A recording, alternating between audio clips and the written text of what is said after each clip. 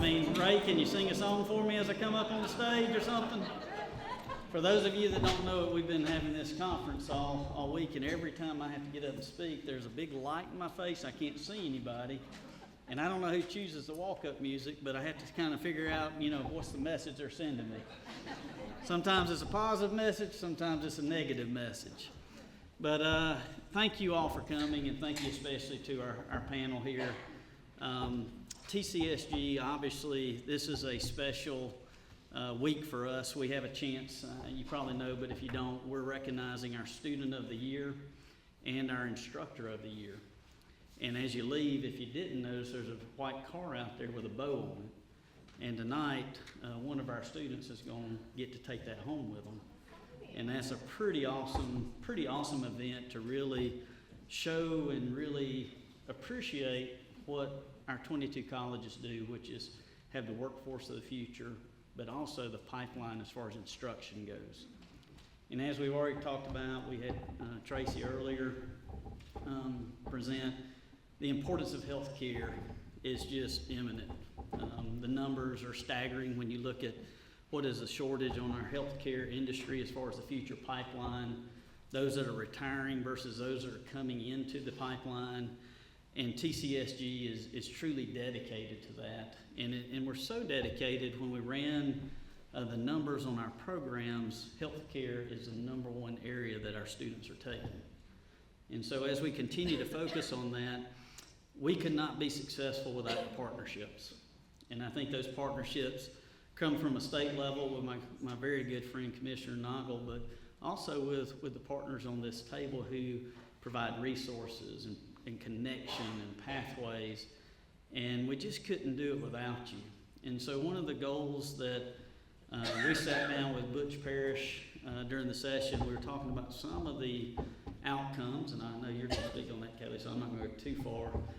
But in our budget, as we mentioned already, we received some money for a quick start-esque type program for the healthcare industry, and I'll let Tammy and Caylee and them talk a little more about that. But what we also know is each and every area, just like our colleges are unique, each of the partnerships with each of you on this panel are really unique. And as we navigate this as a team, we want to maximize what we've learned from each other, but also find what works in the communities and maximize the opportunity. Several of the partnerships up here have grown our ability to train nursing, just using that as an example, from 50 to 200. And while there's much more need to go, we are committed to really attacking that problem, and I know you guys are and others in this room. And we just thought it'd be great to have at our most important gathering, to have one of our most important areas of workforce need to be discussed and put a plan together. So thank you again for each of you to take time to come down to this, but also thank you for the team out here. And we hope some synergies are created from this, and we continue to grow what is so important to us in the healthcare industry. So Tammy, thank you for what you do on a daily basis, and I'm going to turn it back over to you. You want me to put this in this? Okay.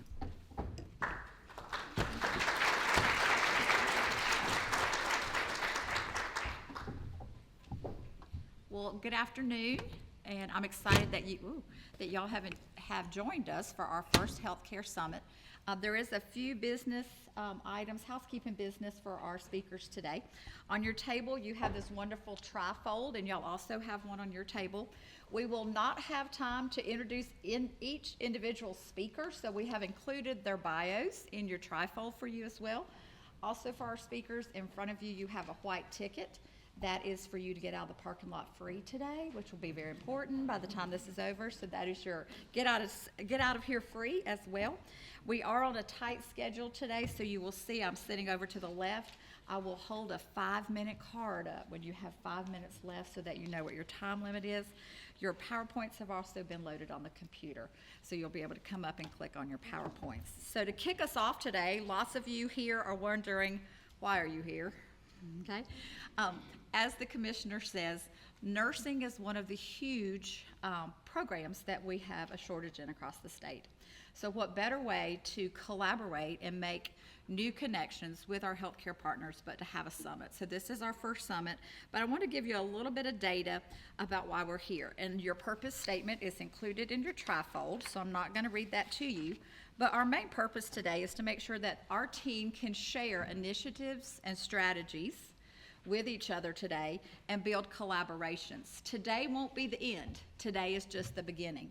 We will take after this meeting today, and we will have roundtable discussions in each of our divisions starting in July so that we can have small table discussions based on where you're located in the state, because all these partners are going to bring great ideas to you today, but they may not work in your service area. So then we want to do some small roundtables to determine what will work in your area. So that is listed in your purpose statement. But let me give you a little background to the culture of nursing. We have 43% of our nursing programs are rural, 27% of our nursing programs are suburbed, and 30% are considered urban. However, in the state of Georgia, we have been teaching nursing 119 years. So, yeah, wow. So nursing is not anything new to us. For the technical college system, what have we been doing? We have currently 18 Associate of Science programs, and we have 20 LPN programs. This number now, don't get excited, does not include it if you've just reached out to the board for a new program or if you have a program that hasn't been granted full approval yet. It's not in these numbers. But across our system, we have currently 38 nursing programs. We know throughout our nursing programs, though, we have some roadblocks that are affecting not only our nursing programs, but our nursing educators, and then that is going to trickle down into our workforce. So what are some of our roadblocks? Our first roadblock is that of a faculty nursing shortage, which is not new to any of you in this this auditorium. Yeah, I'm a teacher by trade, it'll always be there. So how many faculty shortages do we have? As of December, this is the total of December, we had 146 full-time faculty openings in the state of Georgia. Thank goodness not all of those were TCSGs. We had 49 for TCSG, which made 33% faculty shortage within our system. We have 16 programs within the state of Georgia that was not meeting the rule of having 51% or more full-time faculty. So we know that both of those are issues in regards to faculty nursing shortage.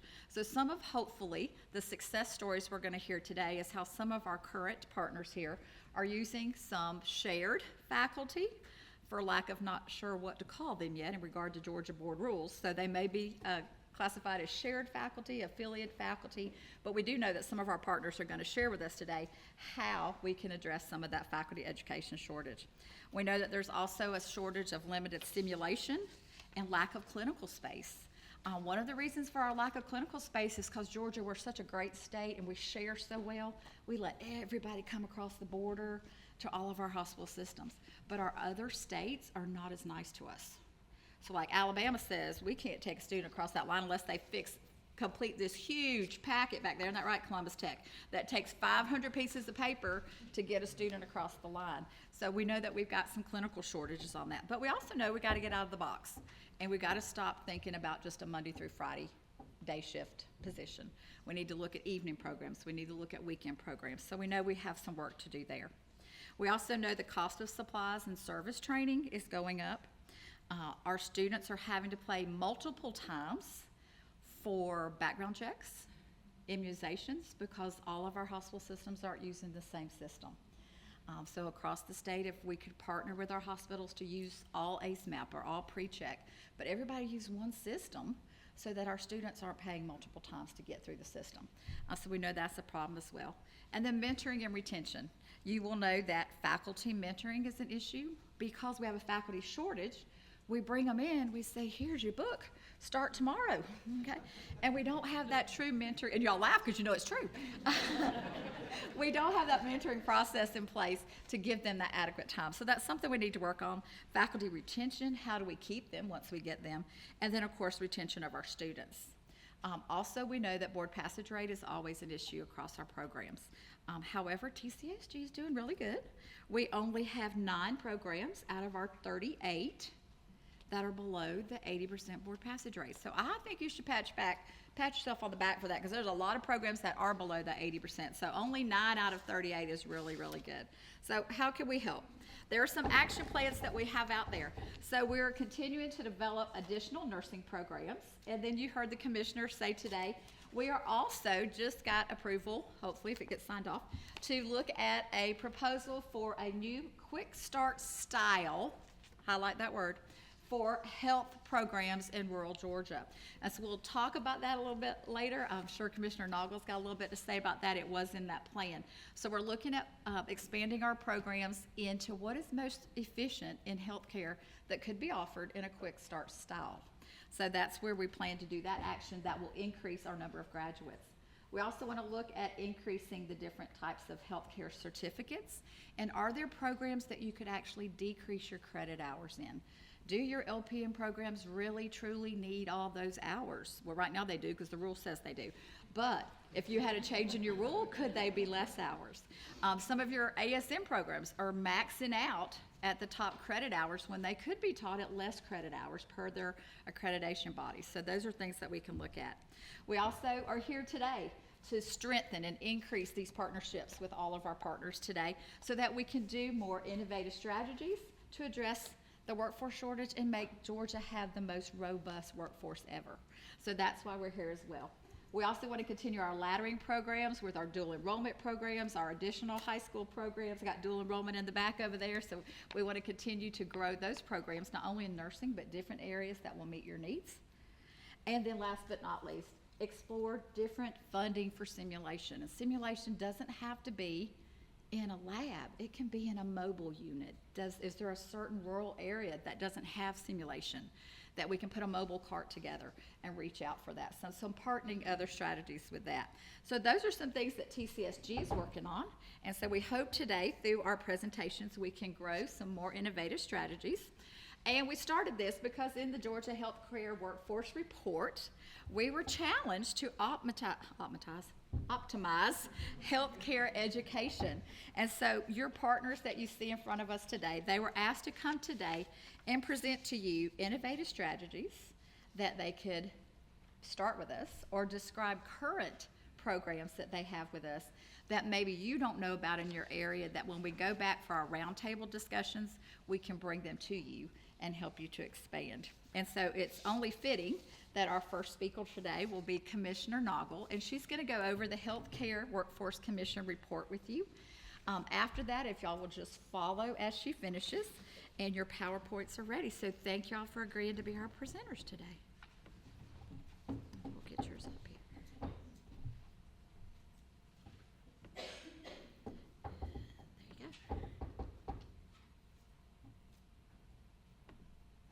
Thank you. Thank you. Well, good afternoon, and thank you for having me. My name is Caylee Noggle. I'm the Commissioner of the Georgia Department of Community Health. I almost said the Georgia Student Finance Commission. Greg, you probably have this problem too. Every once in a while you forget where you are or what year it is. But really a pleasure to be here. In prior roles and jobs, I have had the distinct pleasure of being part of the judging panels for both the Gull and Rick Perkins Award winners. So such a special day, such an honor to be back with you in a different capacity. I apologize on the front end. I've got to sneak out after my presentation, so I won't get to stay and listen to everyone else. I'd love to stay and visit with many of my old friends. I've been on most of your campuses before in other roles, and new friends as well. But let me put in a quick plug since I'm up first. If you have students on your campus that are graduating in a health field that want to work for the state, we're hiring all the time. I know they are too, but if they maybe want to be, if they want to be non-clinical and do like some quality and survey work, come talk to us. I can almost guarantee them a job. But over the last couple of years, there's been a lot of interest at within the legislature around the healthcare workforce and the state of staffing within the healthcare industry. And I had the distinct pleasure of being appointed chair by Governor Kemp really last spring over the Healthcare Workforce Commission, which was a resolution that came out of, but created by executive order at the end of last year. we were really tasked with looking at the challenges, not only from hiring workforce, but to educating throughout the pipeline what those limiting factors are. And so I'm going to talk to you a little bit today about the work of the Workforce Commission, what the recommendations were, and then really what we've seen come out of this session, what we either were directly involved in, what some of you were directly involved in, what we were directly involved in together, of potential legislation or budget items that we feel like support some of these recommendations. With the caveat that I don't think any of these have been signed yet by Governor Kemp. The budget certainly has not been, so to be determined what ultimately, I think May 8th might be our day where we're tracking bill signings, but just we'll run through it fairly quickly. Really, healthcare workforce, the executive order is still out on the website. There is a large report of our recommendations that are out there, including numbers and numbers of pages of case studies that we looked at, the data sets we utilized to look at some of the things that Tammy mentioned in terms of nursing, and it's not specific to nursing, it actually spans all different industries or sectors of the healthcare workforce. Representation included folks specifically from hospital administration, independent physicians, behavioral health providers, EMS providers, certainly nurses, and on and on and on. So we really had representation from the whole spectrum of the healthcare industry. We met a number of times over the course of last year. We had 2 or 3 different public forums where we invited input from a number of different advocacy and education organizations. We traveled around the state, also convened the actual commission members a number of times to really work through, like, how do we start to solve this problem? I can tell you, we'll just get to the punchline for the sake of time, there's no silver bullet. We are in this for the long haul. I think what we saw even before COVID was that there was a real need in healthcare, in the healthcare workforce industry, and COVID only exacerbated that problem. And so now we're facing a significant challenge where other industries are starting to come out of COVID. I think you're only going to see it intensify and magnify the impacts within especially within our hospitals and other providers that are really feeling the brunt of it right now. But at the end, we came out with, we grouped our recommendations around 3 main areas. One was, how do we maximize the existing workforce that we have? How do we optimize the healthcare education system? And then how do we get new workers attracted into the field? And we've categorized our recommendations under each of those alignment opportunities. Number 1, we heard so much about addressing workplace violence for our healthcare professionals. That this was something that we spent a lot of time on, time and again, and especially during the past few years that were so volatile and politically charged around COVID. We had so many folks testify to the fact that employees, nurses, other staff within the hospital are leaving because they don't feel safe in the workplace, and that we have to have assurances in the workplace, extra education for both patients and their families, but also some confidence that when those crimes are committed, that they're prosecuted and held accountable so that folks feel safe working. How else do we maximize our existing workforce? Loan forgiveness for healthcare workers came up time and time again. Was one of the tools that's being utilized in other industries, and we've seen it work in other areas in order to maybe incent our current workforce to stay a little longer. Maybe not to go leave, but to come into the workforce, and let's find a way to keep you a little bit longer. And so those, I won't go for the sake of time all of those, but here's what we've seen throughout this past legislation. HB 383 was known as the Safer Hospitals Act. It provides for enhanced penalties for assault of healthcare workers and additional law enforcement authority for hospital police officers. So we're very excited that that found some traction, and we're hopeful to see that signed as well.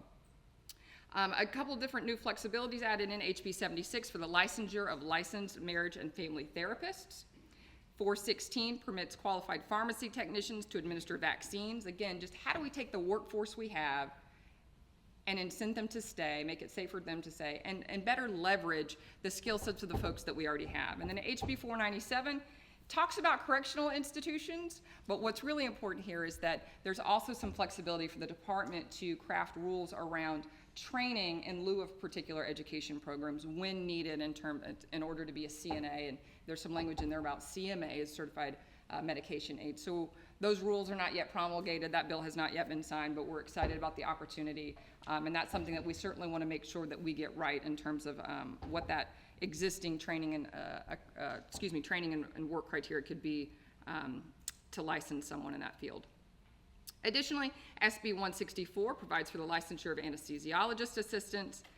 HB 163 creates a student loan forgiveness program for medical examiners, something that we don't all talk about often, but I cannot tell you how severe the shortage of medical examiners is in the state of Georgia. And so specifically incenting some certain fields, I think, and there is additional budget funding in the FY24 budget to fund that item, should it stay. Some other items that we saw, particularly just in the budget that did not need legislative backing around them, but line item 102.1 provides for a student loan repayment for mental health professionals. I think it's no secret that behavioral health is such a crisis, not just in Georgia, but nationally, and especially around the behavioral health workforce shortage. It's the same as we see with nursing or physicians or any other industry. Behavioral health needs to have some serious spotlight shine on how we recruit and incent additional folks to come into that particular industry. 102.3, a physician loan repayment award. That program already exists, but there is additional funding proposed to support that at a higher level. And then 102.4 increases the number of loan repayment slots for physician assistants and advanced practice registered nurses. So pretty excited about some of those. Some of these wins and dollars amounts seem pretty small, but if you worked around the state budget at all, it's pretty significant that some of those are in there. So we're very, very happy. Next, we looked at optimizing the healthcare education system. So what are the limiting factors right now within TCSG, within our private institution partners, within the university system that really prevent us from being able to admit, matriculate, and get to throughput students to credential as quickly as possible? And we found a few things that we think, and some of that really is just faculty shortage. We've heard this for years. I've heard this, I don't know, I think it was back in 08, 09, we used to have specific nurse faculty loan repayment programs that went away a long time ago, but that need is still there for nurse faculty and healthcare educator faculty. But quick start for healthcare, this is where this really came up. There are some really unique partnerships that you're going to hear some about today around the state on how high schools with dual enrollment, partnering with their technical colleges, partnering with a local hospital, are able to create those pathways to matriculate students faster, to expedite that clinical experience for them, to get them to credential and through the degree or credential program even faster. And I think what the intent here is, well, I know what the intent here is, we've talked about it a lot, is really to how do we craft those? How do we take the quick start model that is so well regarded nationally and apply it to an existing industry? We do it so well to recruit new business, and we've seen it replicated time and time again in Georgia. How do we do it for our own healthcare system? How do we send a team of professionals within the TCSG central office to a unique community that has unique needs with their hospital and their technical college, and find alignment and partnerships that maybe it's not one size fits all, but that can be developed on a one-by-one basis. And maybe in some future state that gets expanded and becomes more robust, and maybe it does include, simulation labs where we need them. But we heard time and again from hospitals around the state that they are willing to partner, they're willing to bring resources to bear to help this happen. And so such a win that this funding, and we'll see it, that this funding was included in the budget. Hope it stays. I'm so excited about this one, if you can't tell. Earn and learn programs. We had a couple of folks that were really passionate about the fact that a lot of times our students, it's a struggle just for them to be enrolled in college, that they're often making choices between a job and enrollment. And there are some existing rules around healthcare and healthcare education that prevent them from earning dollars, earning a paycheck, while completing their clinical requirements. And so looking at whether or not there is additional flexibility to be found within the nursing board or the other accreditors that could create some programs where maybe you can earn money while you're completing some of those requirements so that students don't have to make those choices. And are there other ways that we can support students as they're trying to do that, because we need them in the workforce. Like I said, the budget includes $325,000 as a TCSG Quick Start special project, kind of as a pilot. Let's see what Commissioner Dozier and his team can do with this. I have full faith and confidence that they're going to knock it out of the park on Quick Start. SB 246 creates a student loan forgiveness program for registered nurses who are employed as faculty. So another incentive to remove those limiting factors in terms of faculty. We know that oftentimes, many times, what nurses are paid at bedside and the clinical setting is more than they make as a faculty member. So how do we incent them to come do that work for us? And there are other ideas around that as well. How do we attract new workers? Dual enrollment is not that new anymore. We've been around long enough to see dual enrollment reform.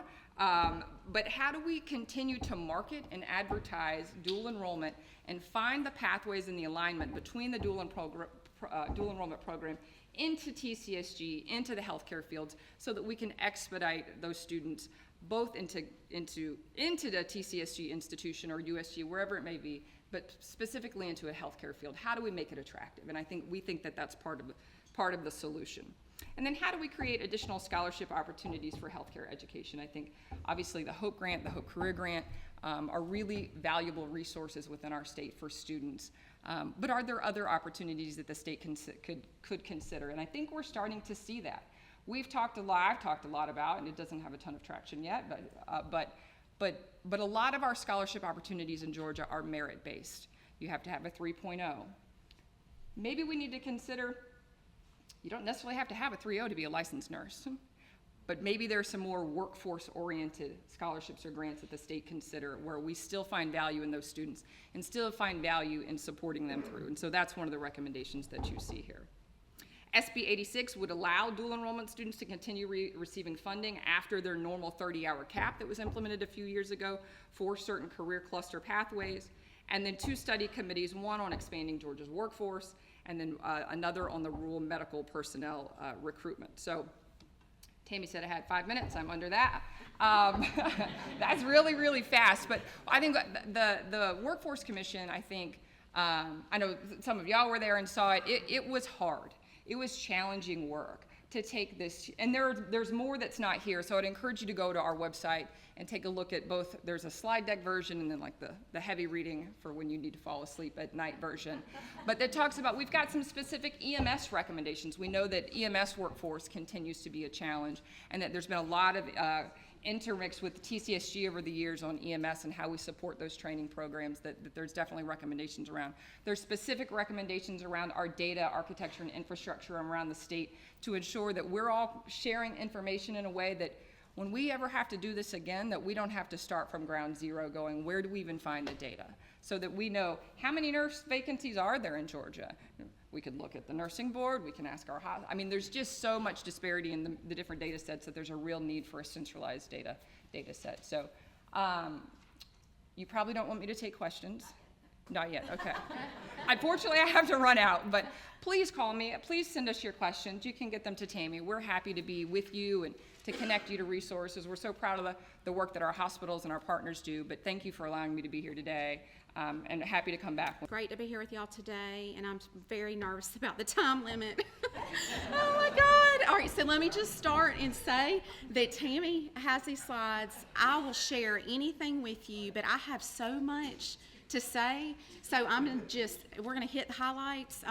It was an honor to be able to present to the larger group yesterday, so if you were in there, you heard I spoke on an hour and I could have kept going. So I also had the pleasure of judging the goal students, the 9 finalists, and you all should give yourselves a round of applause. Now, those students are fantastic. Oh my gosh. I mean, the work that y'all are doing is just truly amazing. So I'm not going to waste a lot of time. I hope everybody knows where Phoebe is. We're in Southwest Georgia, 4 hospital campuses. We have 800,000 in our population service area. We have a payroll of $400 million. We have an economic impact of $1.3 billion. Pretty much anything south of Macon, we're, the ones that a lot of times people go to. I'm also not going to spend a lot of time on the nursing shortage because I know we have Pat here who is going to tell you all about those numbers. We all know that it's a crisis nationally and here in Georgia. I really kind of want to get to the heart of the matter, and this is the contract labor cost. And I'm sure all of these hospitals are going to share a little bit about how this has impacted them, but we have hospitals across the country and across the state that are suffering because of the contract labor cost that were exacerbated from COVID.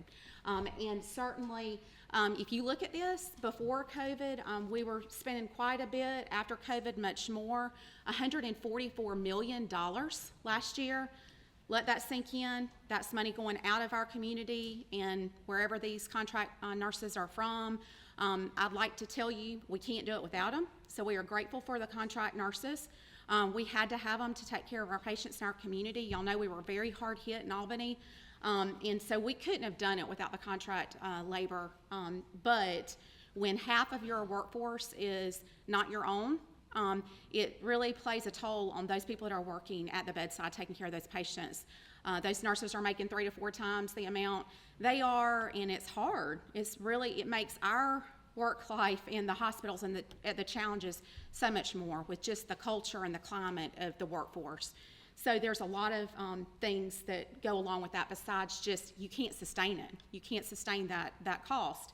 Fortunately, now we're down to about $7 to $8 million a month, but that's still not sustainable. So the why of why we are pursuing these partnerships and this pipeline strategy is because we don't have a choice. We've got to grow and develop and get our folks. And so this is the way that we chose to do it. At Phoebe, we have a long history of investing in medical innovation. You'll recognize many of your schools here. We have partnerships all over the state, and we're really proud of those partnerships. We are not only investing $2.7 million into those academic partnerships, but we're also investing in our own workforce. And I think that is evident by the build of our Simulation and Innovation Center. It was a $5 million project. It was one of the only projects that kept going during COVID. Thank the good Lord we had it because we needed it to train people. When we were getting nurses out that hadn't touched patients in a while because everything was online, we needed to be able to train them quickly. And so we were able to open up our simulation space and provide hands-on learning for them at a critical time when we needed it in our workforce and when our patients needed it in our community. And it was just, it was really a God thing that we were, in the middle of that project when COVID hit. But we're using our simulation center for our academic partners as well. So all of our regional schools, many of you are sending your students to us for clinical rotations. We have 3 full-time positions that are funded by our hospital our sole mission, the sole goal for those positions are to help the schools in their clinical rotations. And so I'm happy to share more later if you want to reach out to me about how we're doing that. But those students essentially come up to the Sim Center, they log in. We're having a lot of correspondence back and forth with the schools. It's been really great because not only are we able to kind of see where the students are in program, but if there are some weaknesses or some areas of opportunity, we can then communicate back with the schools and say, hey, we saw that they're not getting this, and then they can incorporate it into their learning at the school. So it's just been great. We also take that feedback from our schools, and then we incorporate it into the rotations in our center. It's also really great because those students are getting to see real life things that are occurring in the hospital. So if we see missed areas of high misses in the hospital, heparin administration, insulin administration, blood administration, you name it, if we're seeing something going wrong, in the hospital, then we take it back and apply it, and we let those students get that experience up front. So it's been a win-win. Okay, so I wanted you to leave with some tangible things. Again, I'll share this with you all through Tammy. But the way to make this happen, I get that question a lot, like, how are y'all doing all this? Well, first of all, you have to have support, right? You got to have C-suite and board support. Luckily, we're a very forward-thinking, visionary leadership team, and so that's not been a problem for us. They're on board with us for that. But you got to have that support. You got to have strong teams in place to be able to actually carry it out. And then you got to have table discussions with not only the executives on what is expected on both parts, but also who's going to make that happen. We got to have those doers. You have to have real conversations about what the resources are and what is the ROI. So it's kind of not, our strategy has been really looking and saying, how can we increase enrollment in your program, and then what can you do for us? Like, let's sit down and come at this both directions. We need your students. And so we're having some very candid, roll up your sleeves, sitting at the table conversations about what does that look like, and then we're making modifications and adjusting where needed. But we're investing in the programs, and then we're asking, do you think you could get 20 more students in? Do you think that they could be local? Do you think this or that? And I'm going to show you what that looks like in just a minute. And we're including it in the draft agreements. Not that we're going to go and take somebody to court if they don't hold up their end of the bargain, but we are trying to both have some accountability discussions about the expectations and being transparent about that. We created a scorecard, and so the scorecard, we meet on a semesterly basis, and we kind of talk about where we are. You know, are we meeting the objectives? And if not, how can we shift and adjust? So I have two slides. One is like from the school perspective. By show of hands, who all's from the schools? Most of y'all are from schools, right? Okay. Are any but hospitals in here? Just the panel. Okay. All right. Well, maybe y'all can get something out of this to take back.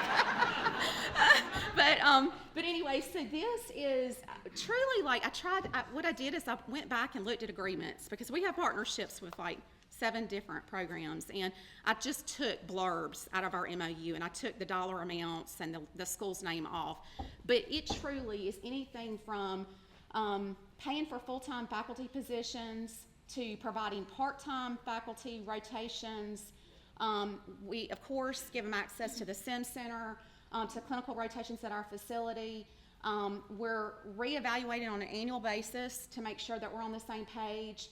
We're paying for stipends for faculty, peer tutors up to a certain amount, reimbursing for high school summer programs, biology instructor. I mean, these are things that y'all know where the problems are. And so you're simply letting us know. We're even helping with marketing of full-time positions for faculty. So, you know, it's really sitting down and having a transparent conversation about what that looks like. And then on the flip side of that, you know, I like to know, okay, can you provide the data? You know, show me where you are on, you know, your enrollment. Is it working? Are we having, you know, utilizing best efforts to increase the number of students who complete that program? We're looking at, even some schools are using points methods, and then we're saying, you know, could you consider recruiting or bringing students into your program that are closer to our region, so that we're, you know, hopefully they're going to stay. And so just all kinds of creative ways. I don't have a lot of time to go into that, but I just wanted to show you. I'm not going to spend a lot on this again. Data, Pat's going to talk about this. I just thought it was interesting because that's a recent number. The faculty rate, vacancy rate's 8.8. And the primary reason for not accepting all of those qualified students is a shortage of faculty, preceptors, and clinical sites. So it's a reality. Just want to reiterate. So what are we doing at Phoebe? How are we helping? So Tammy mentioned using our nurses. So I just want to be real clear on this. So because I worked in academia before, and I was the assistant dean over the nursing program at Darton for many years, I know how it works on that side. So everything that the nursing leaders that work in our hospital, basically we kind of polled people if they were interested in teaching. And I kind of vetted those candidates. They came to me. I know them because I work in the hospital, and so I knew whether they had the credentials, number one. You know, were they qualified? Because they got to be qualified with the Board of Nursing, right? So I vetted those internally to make sure that they met the qualifications. And then I sent them to the nursing programs, to the program deans, department chairs, and said, hey, these are the people, we recommend them, and now it's on them. Okay, so we never hired them, the school hired them. We just vetted them. I sent them to the school, and then the school actually, they went through the application process, just like you do at your school for a part-time position. So the school is actually hiring them, and they're paid by the school. Now, what we're doing at the hospital, because we know you need them, and you need them desperately, so we're giving them a bonus. So we drew up a contract with our legal team that is at Phoebe. It's a separate contract between us and that nurse leader, and we're giving them a bonus. And that is because they're doing above and beyond their regular work. And so we have programs that have evening tracks. Some of them need weekend clinicals, some need weekend nights. We're being a little flexible with their schedule, but they're doing it around their full-time positions. So we've had a lot of success. But you all, if you're going to do that, then you have to go through the Board of Nursing and the accrediting body, in terms of following those rules and regulations. But I just wanted to share how we used them. Oh my God, I only have 5 minutes. Oh my word. Okay, we're fixing to fly. Okay. All right, so how can TCSG partner? I would like to see some more creating true shared positions. I think it would be awesome if we could figure out how to come together and have a position that works, but like for both. I mean, like TRS, I know the benefits and, teachers' retirement is fantastic. So it'd be better if they work for y'all, but maybe we supplement, hospitals supplement those positions. But I think there's some creative opportunity there. And then we got to keep on partnering. We kind of mentioned this, but what can we, at the hospital, is it a patient care tech? Is it a super tech? Just different types of positions. Maybe we can create program opportunities at the technical school that will allow those people to work at the top. Our nurses need that relief, to be able to work at the top of their license and have some more help. So I think we have some opportunities there. We have to swim upstream. Yesterday I talked about the salmon. If you weren't there, I'm sorry. I'll have to share the analogy later. But these are work-based learning students. Have a ton we can do with work-based learning. We're doing this. We've expanded it into both of our Lee County and Dougherty County schools, doing some really fun things there. These are our summer STEM camp with the Albany State University. Very successful. I have to share 60% of the students that went through this program, 60 kids last high school, 9th through 12th, said that they had decided to choose a career in healthcare because of their experience. That is what it's all about. That's what it's all about right there. Career pathways, Commissioner Noggle mentioned this, partnership with 4C. We actually created something called the Phoebe Health Science Pathway. It's being used as a model across the state. Worked with numerous partners. They get their CNA during their junior year, participating in a paid internship during their senior year. This is in partnership with the College and Career Academy and Albany Tech, where they're getting their CNA. So it's a trifold partnership approach. We were able to accomplish this in 13 months from beginning to end. This is what the whole pathway looks like. This actually, if they start at 9th grade, they can be done and ready to enroll in nursing after their senior year. And it's really crazy, but it works. And these were all the people that came together to make it happen. Truly remarkable partnership. And as a result of the work that we did, Governor Kemp later announced a program to support students that were impacted by this and other college and career academies. And this was all really because we kind of took a leap of faith, and we put the money in to begin with, and now other schools across the state are getting that same benefit, and hospital systems. So that was a great thing. We're going to skip Robert's testimonial. The other way to go upstream is to get into the middle schoolers. I'm like, oh, flying diamond stretcher. But the middle school partnership is amazing. That's with SCAD. And this is a way that we are truly trying to figure out what inspires them. How do we engage a middle schooler to want to pursue a job in healthcare? And so we've partnered with SCAD to come up with that. And I'll be over in Savannah on Friday to find out what they came up with. So that's going to be super exciting. That's my son right there. It's at the bottom. It's cutie. And so last but not least, we started a family residency program so that we could retain talent through the physicians, and had a lot of success. And you can see a lot of people stayed in our region. For that reason, we partnered with Albany Tech. I'm going to slide through these last slides. This is an amazing big partnership, $50 million investment, where we are building across the street that used to be in a former middle high school. And we have now preserved all of that building, and we are moving Albany Tech's RN, LPN, nurse aid, phlebotomy programs across the street from our hospital. Yes, so amazing. It's awesome. And this is what it looks like. We believe it's just a crazy good partnership.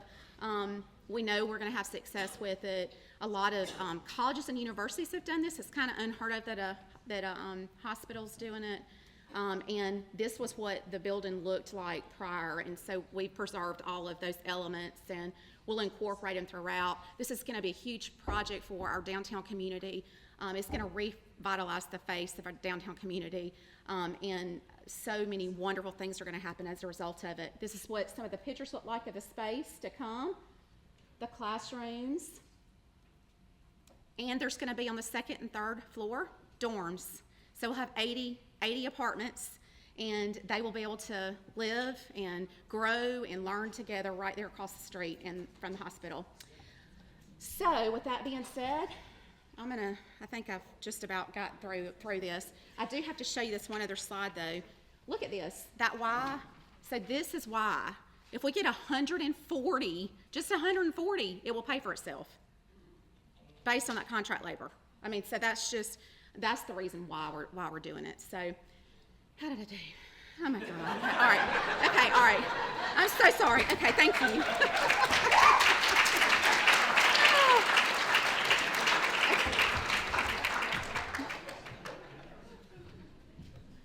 All right, no pressure. That's the bad case file like that, just so you know. So let me see if I can find this.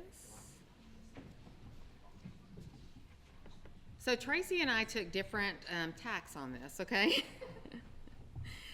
So we have a lot of programs, but we decided to highlight just a few programs for you guys because obviously 15 minutes is not a lot of time to present. So, and I hope you can get a little bit out of it. I loved what you presented, so I'm sure we'll be talking soon about that. So again, my name is Diane Poirot. I'm the Chief Human Resources Officer, and I'm blessed to present here in front of you guys today, but this is truly a partnership between nursing excellence, it's a partnership with operations, and it's definitely a partnership with all of our education partners, and so we appreciate you so much. So just a quick situation, and this comes from the advisory board, and it talks about the situation that we're facing post-COVID. And not to belabor the point too much, but nurses are leaving the field in record numbers. I'll show you right now, if you'll look right here, here's some turnover going up to 18%, and that's full and part-time only. That doesn't include temporary workers, per diem, and so forth. If you look at your percentage of agency spend, almost 6% of salaries are now being spent on agency when it used to be about 1%. And so just like, I'm feeling good right now because we're only spending $70 million a year, okay? So I'm feeling really good after hearing from you, Tracey, but still, $70 million is not sustainable and being able to really go forward as a healthcare operation. You may not know, but about 85% of healthcare operations right now, health systems, have a zero or a negative bottom line because they cannot afford, this is not sustainable in its staffing. 55 to 60% of our bills come in the form of staffing, whether that's agency labor or whatever. So our response, and I'm just going to talk to you about a couple of different things that we did. And one is, and this was an accelerated BSN program, and we partnered with local universities. And what this is we'll take anybody with a BSN program, and in 15 months, with a bachelor's program, and in 15 months, we can get them to have a BSN. And so again, getting people who are outside of the industry coming back and would you like to try nursing for a career? Nursing is a great career. If I had it to do over again, I would go into nursing. I love nurses, so just so you know on that. And then I'm going to talk about our PCT, Patient Care Technician Advancement Program. And for this one, we partnered with North Georgia Tech and Lanier Tech to start with. We have other partners that want to partner with us also. And we wanted to hire staff to go to school for an 8-week nurses aid program where they also work 1 8-hour shift per week for us. Now, the goal is to have 200 hires on this within 5 years, okay? And so we got a grant of $100,000, and what we do is we actually pay these folks to go into the program. So we're hiring people as a PCTA, which is a Patient Care Technician Assistant, and that's where they're working that 8 hours. Started at $15.05 an hour, that's the lowest wage that we pay, and we put them through an 8-week program with our partners. For that 8-week program, we actually pay them full-time salary. We pay for their tuition, we pay for their books, we pay for their scrubs. So they actually are getting a salary while they're doing this. And again, I think we heard the commissioner saying it's so hard to go to school full-time when you're trying to also, and I've done it, I was not a traditional student, so I get it, when you're trying to raise a family, when you're trying to keep a job down, when you're trying to pay the bills and so forth. So we said, you know what, for this 8-week program, we're gonna go ahead and pay for all of it for you. And we got a $100,000 grant from our foundation to do this. And I'd like to tell you that we've already had our first cohorts filled. March was the last one that was paid for by this program. We went to our auxiliary and got another $100,000, so we'll be able to have 3 more cohorts in May, in July, and in August. So we are really excited about that. And we asked them for a 2-year commitment, and you're gonna see a little video in a minute where I actually have somebody who did the program, started working for us, and now she's in our LPN advancement program. So we're really excited about that. And going on to that, our LPN advancement program, again, partnering with Lanier Tech and North Georgia Tech to offer current CNAs and PCTs to attend an LPN program. The employees are paid for 72 hours per pay period to compensate for times in the classroom, and then they work 36 hours, again, per pay period of the PCT role. So that's working really well for us. It's a 1-year program, and it supports us in a lot of ways. We have, obviously, we have a nursing home, we've got home health, but we also are looking at a team-based care model, and one of the things, meaning RNs, LPNs, and PCTs at the bedside, inpatient, and that's something that one of the big barriers on that is having the LPNs. LPNs are really scarce to find. They don't have a lot of inpatient skill set anymore because we've been using them in LTACs. So again, getting those skill sets, it's really important for us to do. And so I've got a little video here. Hopefully I'll be able to play it because I want you to hear from one of my partners, Melissa Rouse, who is a partner on the nursing side, but also I want you to hear from some of the students and how having these advancement programs where they're actually getting paid to go to school, a full-time wage, and being supported by the organization, how it has impacted them. So I hope you'll indulge me on this.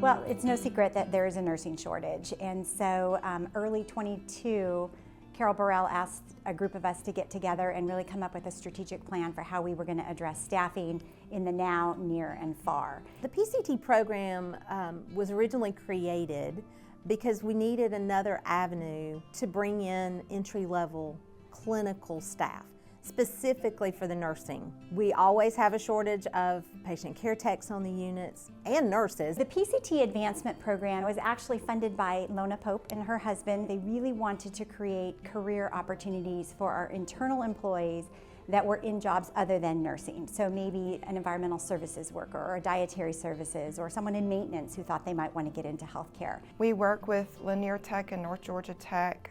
They are the ones that are teaching our students. We revitalized the program in 2022, so we had 2 cohorts that year, and this year in 2023, we've grown that to 7 cohorts.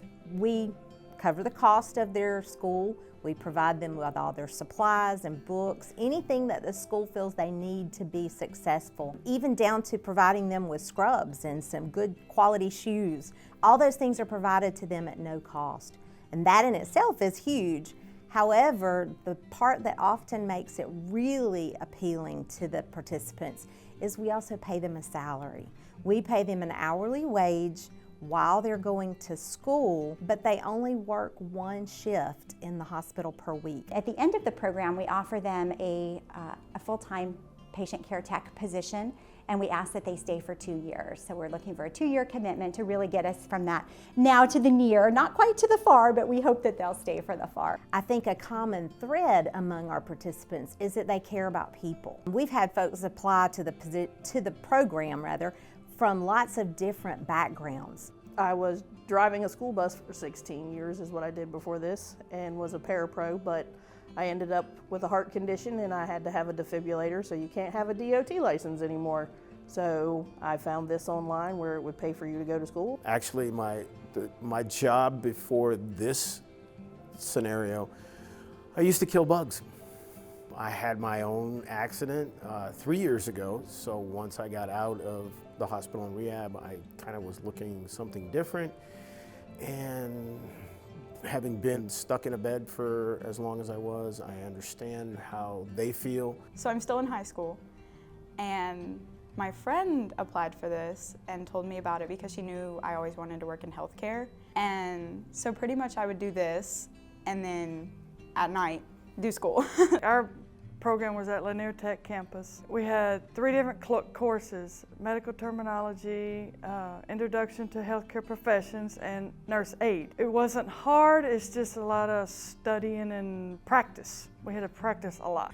My passion is to help people. It's just like, it's like an instinct. I could be at the grocery store and someone needs help and it's just like, okay, Simone, you need to take action. So I learned a lot through the program, and then being in PACU, we even learned more because they're coming out of the OR, so I got the extra experience and knowledge, so that was fun.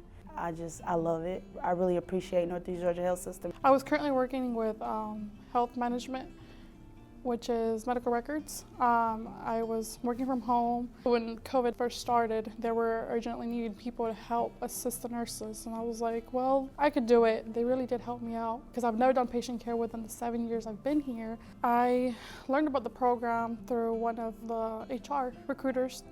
She had mentioned it to me, and within an hour or two, I was in. So far, we've had a 100% success rate in obtaining that certification at the end of the course. Then we have another patient care tech on our units within our organization, and we're keeping them all right within NGHS. The program has mean a lot to me in regards to like helping others. I feel like I've learned a lot like about helping.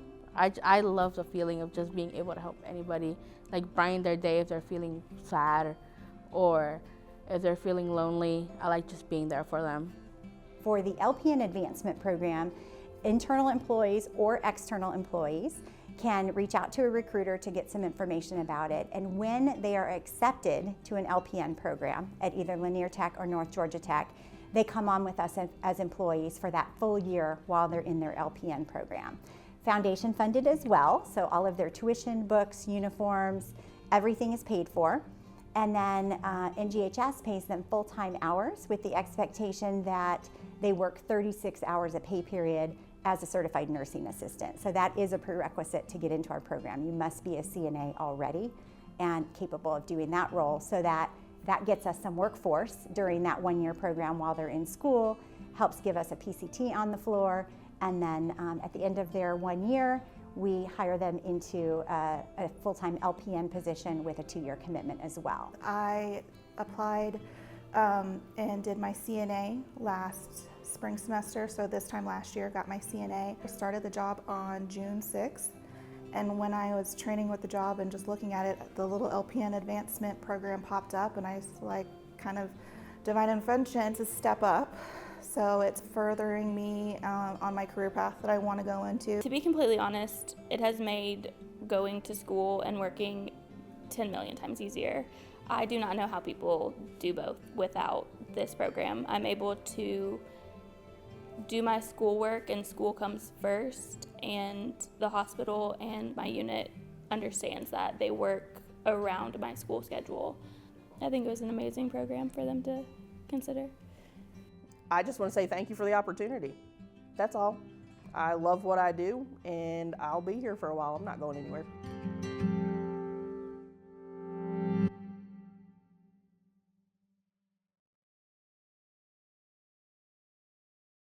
So just to give you a little bit more information, I'm sure I'm doing this. No. Okay. Pipeline success stories. Okay, so just FYI on this, I think it's important that we remember that we are impacting people's lives. Thank you, and positively. And I looked this morning just on our web on our board, and we have 368 positions, internal and external positions, dedicated to fellowships, residents, internships. We are growing this by leaps and bounds. I wish I could tell you about, the sterile processing to the surge tech to the certified surge tech, everything that we're doing on this, because what we have found is we can't do that model from 20 years ago where it's like, yeah, we got tuition reimbursement, now you go figure out what to do. We've got to have those career paths lined out, that EVS to sterile processing to surge tech. There's a way that we can make this easy for you, and we can incorporate our education partners on that also. So thank you to all of you that are cooperating with that. I did want to hit some of the success stories there. So again, you can see we started out with 12, then 9, 18, and then 22 that are currently in progress. We've had 100% success in these graduating. And by the way, when they graduate, they go from that $15.05 to about $18 an hour. So that's a nice $6,000 a year raise. That doesn't hurt anybody's feelings. And same thing when you're looking at if you're going from the PCT to the LPN, we're looking at about $25 an hour at that point. So again, put a year in, you're getting paid full time, you're working for us, and you're going to be earning more potential going forward. Again, I told you we got more funding, so we're going to have May, we're going to have July, and we're going to have August cohorts. We're super excited about that. Thank you to our auxiliary to help us fund that. And then we started 2 people with our LPN advancement program. They are going gangbusters right now. We have got a lot of interest in this right now, both internally and externally, so we think we're going to have a lot more coming this next semester. We're super excited about it, and again, it's investing a little bit of money up front, but it makes it possible for the people who we know they meet our values. We know they're good employees. We know that they want to be with us, so we think it's money well invested. And with that, I think all I had was questions, but I think we're holding this to the end. Did I stay within my time spot? Thank you guys for indulging me. So glad to work with you guys. Good afternoon, everyone. My name is Reyne Gallup. I'm the Chief Operating Officer at Piedmont Augusta, and I really appreciate being here today and being part of this.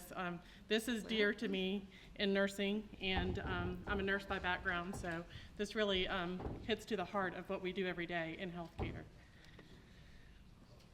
Just a minute here. Close her out.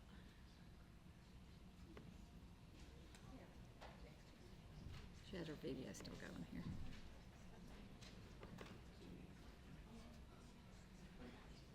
Piedmont. Okay. There you go. All right, you just click away. Right there. So, with Piedmont, there's a lot of hospitals across the state. We're a big healthcare system and really are engaged in a lot of clinical hubs. Being new to Piedmont, we're the newest member of the Augusta Piedmont Clinical Hub, and we really are learning together about what that looks like. So what I'm going to talk to you about is what we're doing within the Augusta Hub, and really focus and hone in on that, what we've done there. But at first I wanted to share Piedmont's history over time. So 1905, Piedmont Healthcare started, and over time it's grown to now 19 hospital campuses. We have 3 acute care rehab hospitals as well, and 2 more on the way.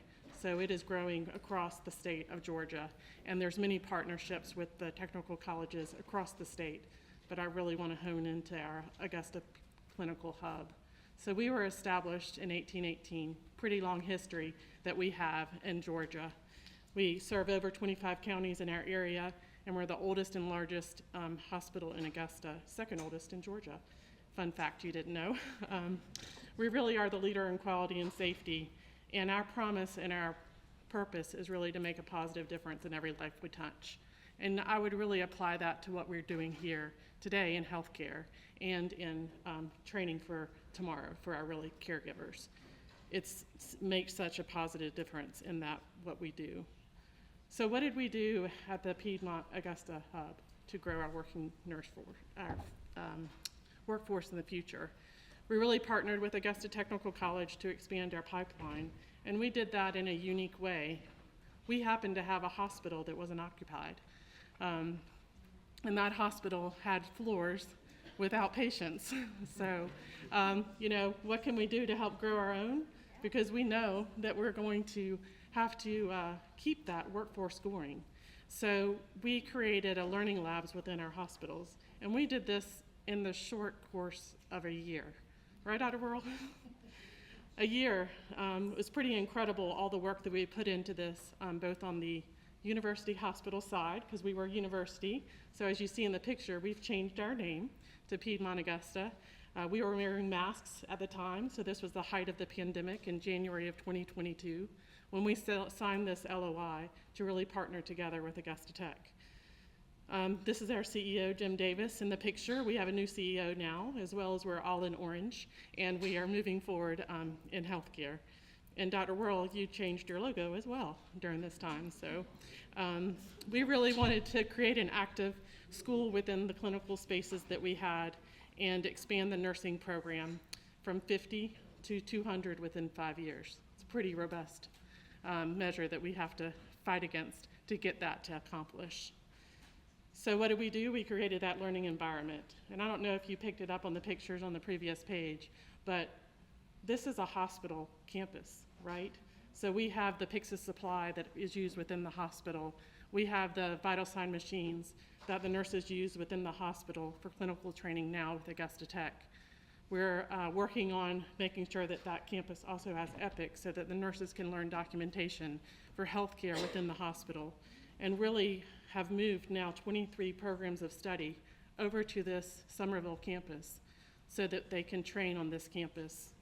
We redesigned a whole office space in the medical office building for 1.5 floors so that the admission departments for the allied health school, as well as the workspace for clinical instruction, was on the campus. We have engaged in that space for learning. It's pretty incredible when you walk through it and you see nurses interacting with the mannequins in the beds and interacting with them in that real space of the hospital. We have used our clinical nurses to be faculty with Augusta Tech, and they are doing clinical rotations within the hospital. We have 9 cohorts right now for Augusta Tech only, plus other, I think we have another 10 with other colleges and universities.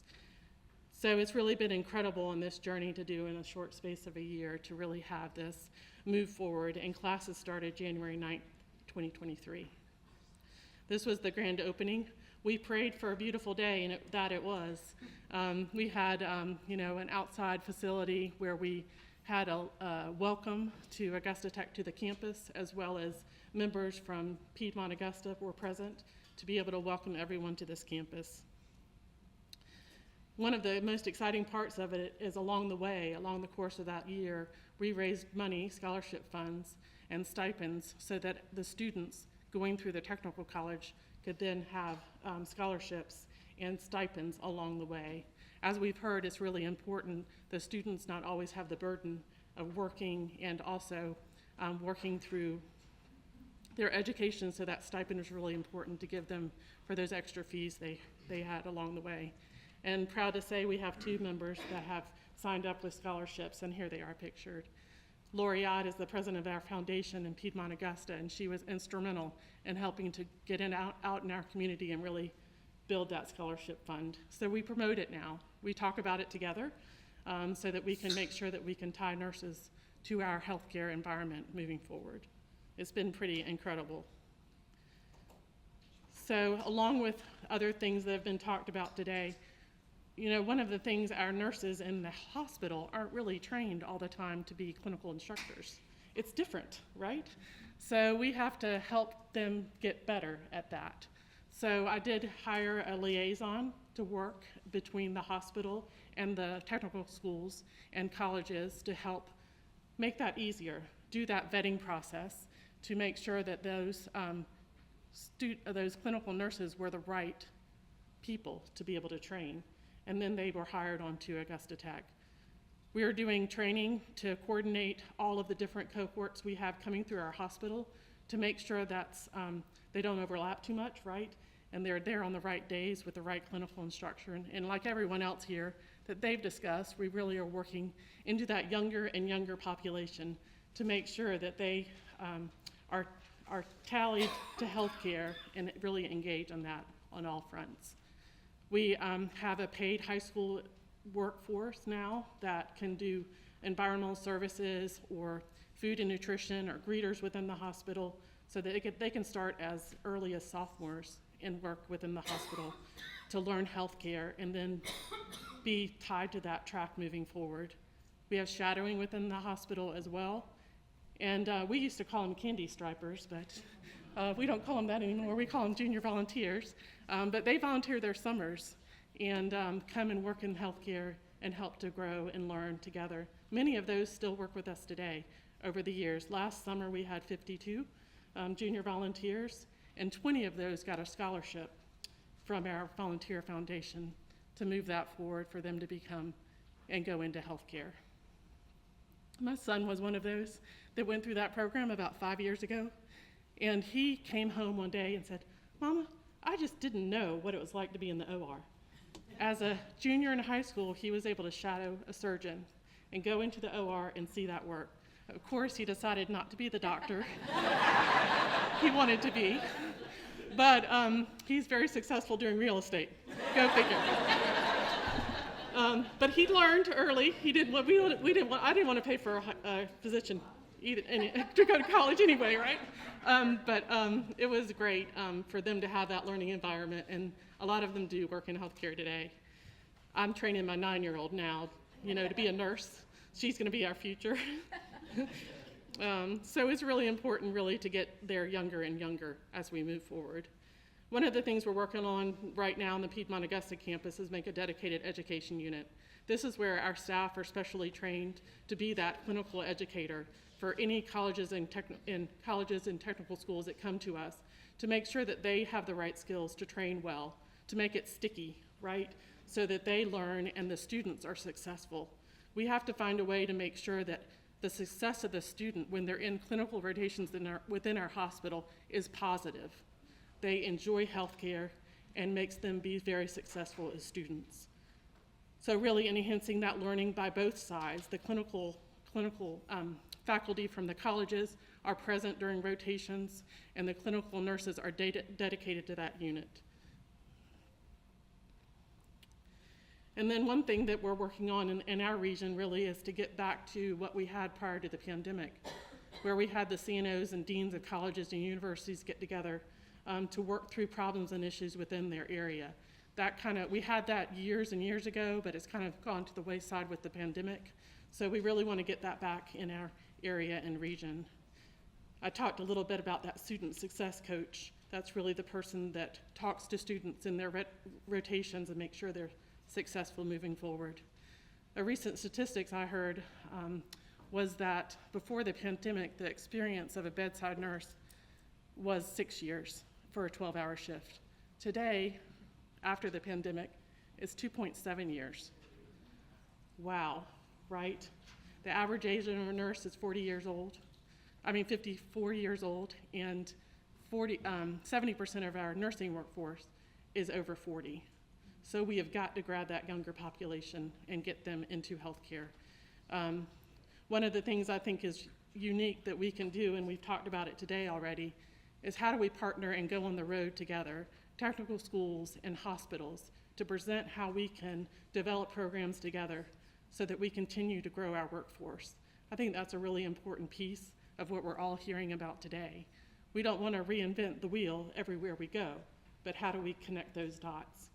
So that's a little bit of my thoughts about giving this quick presentation today to you, and I really appreciate being here.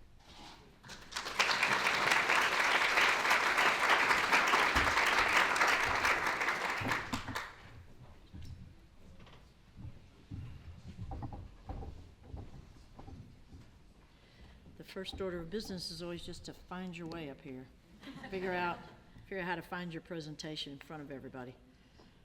So y'all know the pressure that puts on everybody? Right, so good afternoon. I'm Lynn Jackson. I'm from Northside Hospital, and it's a pleasure to be here today and being with this esteemed panel. Thank you all for your inspiration, and I know what hard work you've been doing, so I feel you. So, and I want to say a special thanks to Commissioner Dozier for the TSG focus on healthcare. We appreciate that. And, all of you in this room may be asking yourselves, so how did it get so bad? What happened? Why are we at this point now? And I'd like to explain just a little bit about, first off, how did we get here? So, prior to the pandemic, we had certainly seen signs of an impending crisis as nursing vacancies were rising, positions were becoming much harder to fill, and they stayed vacant longer than ever before. The contributing factors at that time seemed to focus really on nurses retiring, leaving bedside nursing to pursue other employment opportunities and options, and many nurses, were trying to get their master's. And if you think about a master's in nursing, the sundowning kind of the traditional master's degree in nursing had left a lot of nurses who wanted to pursue that advanced degree, but also wanted to be a bedside clinical nurse. They had little option really for for them moving forward, because that was no longer the focus of masters in education, in nursing education. So during the pandemic, then there was a rapid change with increased demand, nursing burnout, and of course, the ever-present allure of travel nursing. The trifecta kind of was completed when with the rapid increase in the aging population was added to this already fragile staffing levels, and we find ourselves in hospitals today facing what's perhaps what I would consider the greatest staffing crisis of our career, certainly my career. To further demonstrate the crisis, I wanted to show you a little bit of data from the latest census where the problem becomes very obvious. Just as Georgia is projected to experience a significant shortage of nurses, our nation, as well as our state, is experiencing a significant rise in the population living today to be the oldest of old, those that are 85 and older, present company accepted. The true imperative then calls for hospital leaders to protect the nurse's ability to provide competent and compassionate care to the patients that we serve.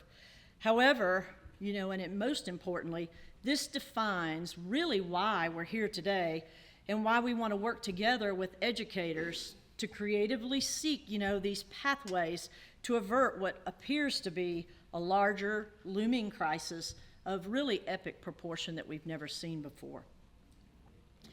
During the COVID years, the Great Resignation, it kind of permeated the news, right? And, it had a tremendous impact on everybody. And I think that we have kind of a unique opportunity at this point to overcome it by embracing this time and reclassifying it as what I would call the great opportunity. And this is a recasting of the problem. That's what we're hearing from my colleagues today and from all of you is we're going to recast this problem because this allows us a time to be, a catalyst for the infusion of innovation, change, the way, we need to change the way that nurses are educated and acclimated really to the provision of care in our hospitals. So it's left us with a great opportunity. One of these innovations for us has been the rise of the employed bedside nurse becoming an active and involved part of the education faculty defined as an adjunct or shared capacity. Having recently implemented this strategy, we have seen quite remarkable results so far. The opportunity to teach has really provided many staff nurses with what I would call a second wind. The physicist Frank Oppenheimer said, when you start to teach, you begin to learn at a higher level. I'm kind of speaking to the choir here, right? You know that. This statement has certainly revealed itself, though, in our clinical spaces with our nurses. We see at least three major benefits to this model. One is that the staff nurse, as adjunct faculty, is first elevated during the student relationship. Second, the student benefits from the exposure to hands-on experiences. And third, the patient, more than anybody, benefits from the engagement and collaboration that exists as members of the team. So for the colleges, I think the benefit is the model allows you to expand your clinical footprint so that students can access additional sites without additional expense. Did all you college presidents hear that? You can expand your clinical sites without additional expense. So it seems to be a win-win, even in its earliest adaptations. So there's, however, no magic single bullet to this, okay? That's not going to work. It's not going to solve a problem of this type of magnitude, and therefore, we really have to begin what should have happened years ago, and I think you're hearing it amongst everybody who's spoken today, and you're probably going to continue to hear it, and that is creating an open and honest dialogue between healthcare education community and the hospital leadership and hospital providers. You know, I believe that nothing unites people like, you know, a common crisis, and the pandemic seemed to solidify our mutual interests, right? And, you know, it confronted our extreme reliance on one another for survival and, in fact, for our success. So out of our meetings together, we've identified just countless opportunities where we can see some of our top priorities here that we've been working on. You know, you've already heard some from other healthcare systems. You know, there's not a lot of new ideas, but we're certainly taking a different take on them, and the different colleges and different regions, as you know, Commissioner Dozier said, it's all kind of coming together in its own unique way. But looking at academic positions, classroom space, compensated externships, I think that we need to become better at being legislative advocates for healthcare and for technical college education, supporting public-private initiatives and those collaborations that you're hearing about, and then certainly assisting students even down to the NCLEX preparation. But as they say on, as seen on TV, wait, there's more, right? The hospital's actively engaged in additional opportunities to pivot in the face of the nursing shortage. Looking at how we incent the appropriate actions that work to solve and fill staffing vacancies by focusing on, you know, where's the greatest need, like geriatric nursing or acute care nursing units. In addition, I believe that we've had great opportunity to secure grant funding that supports nursing education. We can work together to capitalize on those opportunities and thereby enlarge the nursing pipeline together. And finally, you know, I believe that, you know, one of the reasons we're all here today is so that we can strengthen our partnerships over the long term between healthcare facilities and healthcare educators, and we can improve clinical training opportunities and, most importantly, the relevance of training. You know, so if we look at, you know, what we want to create in terms of a collaborative vision for the future of nursing education, I think we have to define it as we have different levels of nursing practice that you've kind of heard people kind of talk about today, but they can be viewed as an opportunity to strengthen the RN's skills and leadership if the concept of differentiated practice is really fully integrated into nursing education. And I'm going to tell you why that works particularly well in the technical college system. This is the collaborative team model of care that was introduced at Northside Hospital for Sight, and I've heard a couple of other speakers mention it, but we introduced it during the pandemic, and it provided a much-needed clinical support to nurses. There's definitely a learning curve as today's RN nursing graduates have little to no exposure to licensed practical nurses, and vice versa. Licensed practical nurses have very little exposure to the acute care setting. The technical college, I believe, has a unique opportunity to seize their opportunity to provide training through collaboration in these courses of study. The RNs and the LPN students would totally benefit from the ability to reinforce that importance of leadership and knowledge of scope in both disciplines. And that offers us all clinical power at the bedside. And we leverage that on behalf of our patients. So, in other words, I believe that the technical colleges where multiple healthcare programs exist, there's a unique opportunity to replicate practice through simulation and integration. And nowhere is that available except at the technical college level. So I think that's where technical colleges fit uniquely into this solution. But through the strength of our partnerships and, of course, our collective desire we have to support the development of the workforce, we can envision a future where our nurses, in the work they do today, is turning from a trial into a testimony, because we're setting the platform for the future.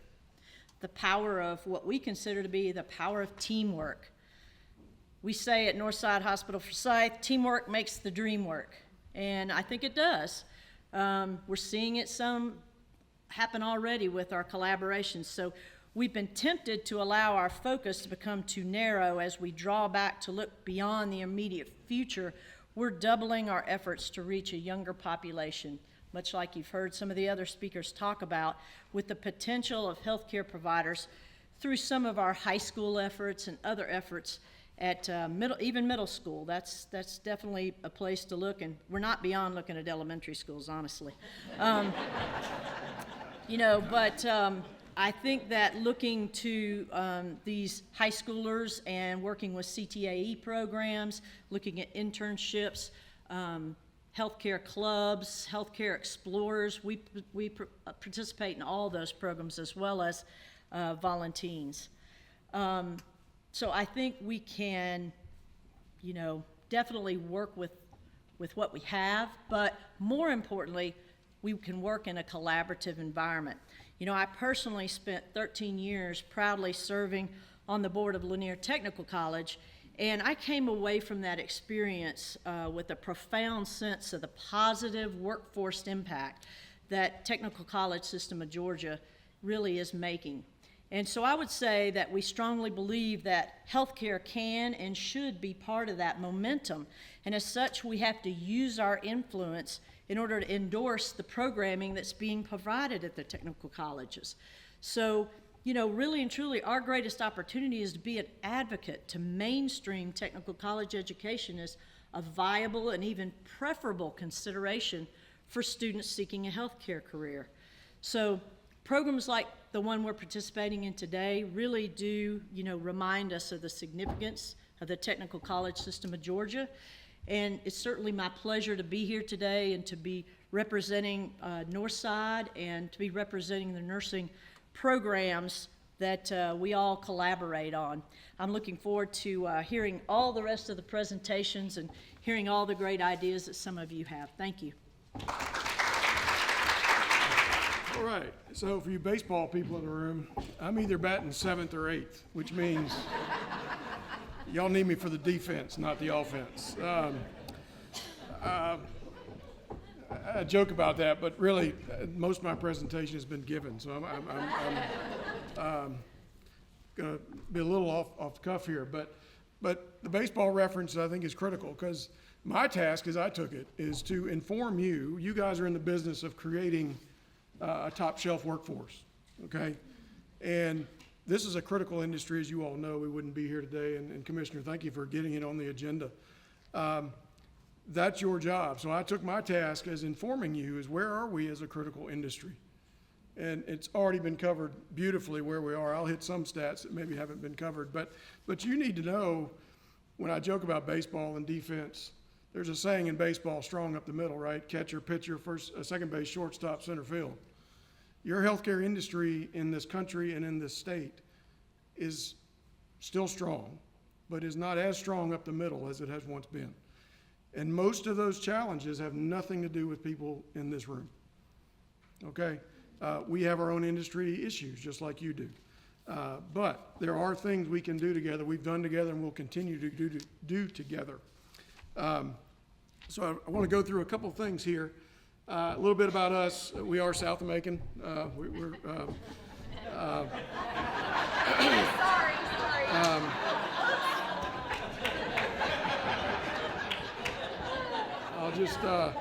I'll just leave that right there.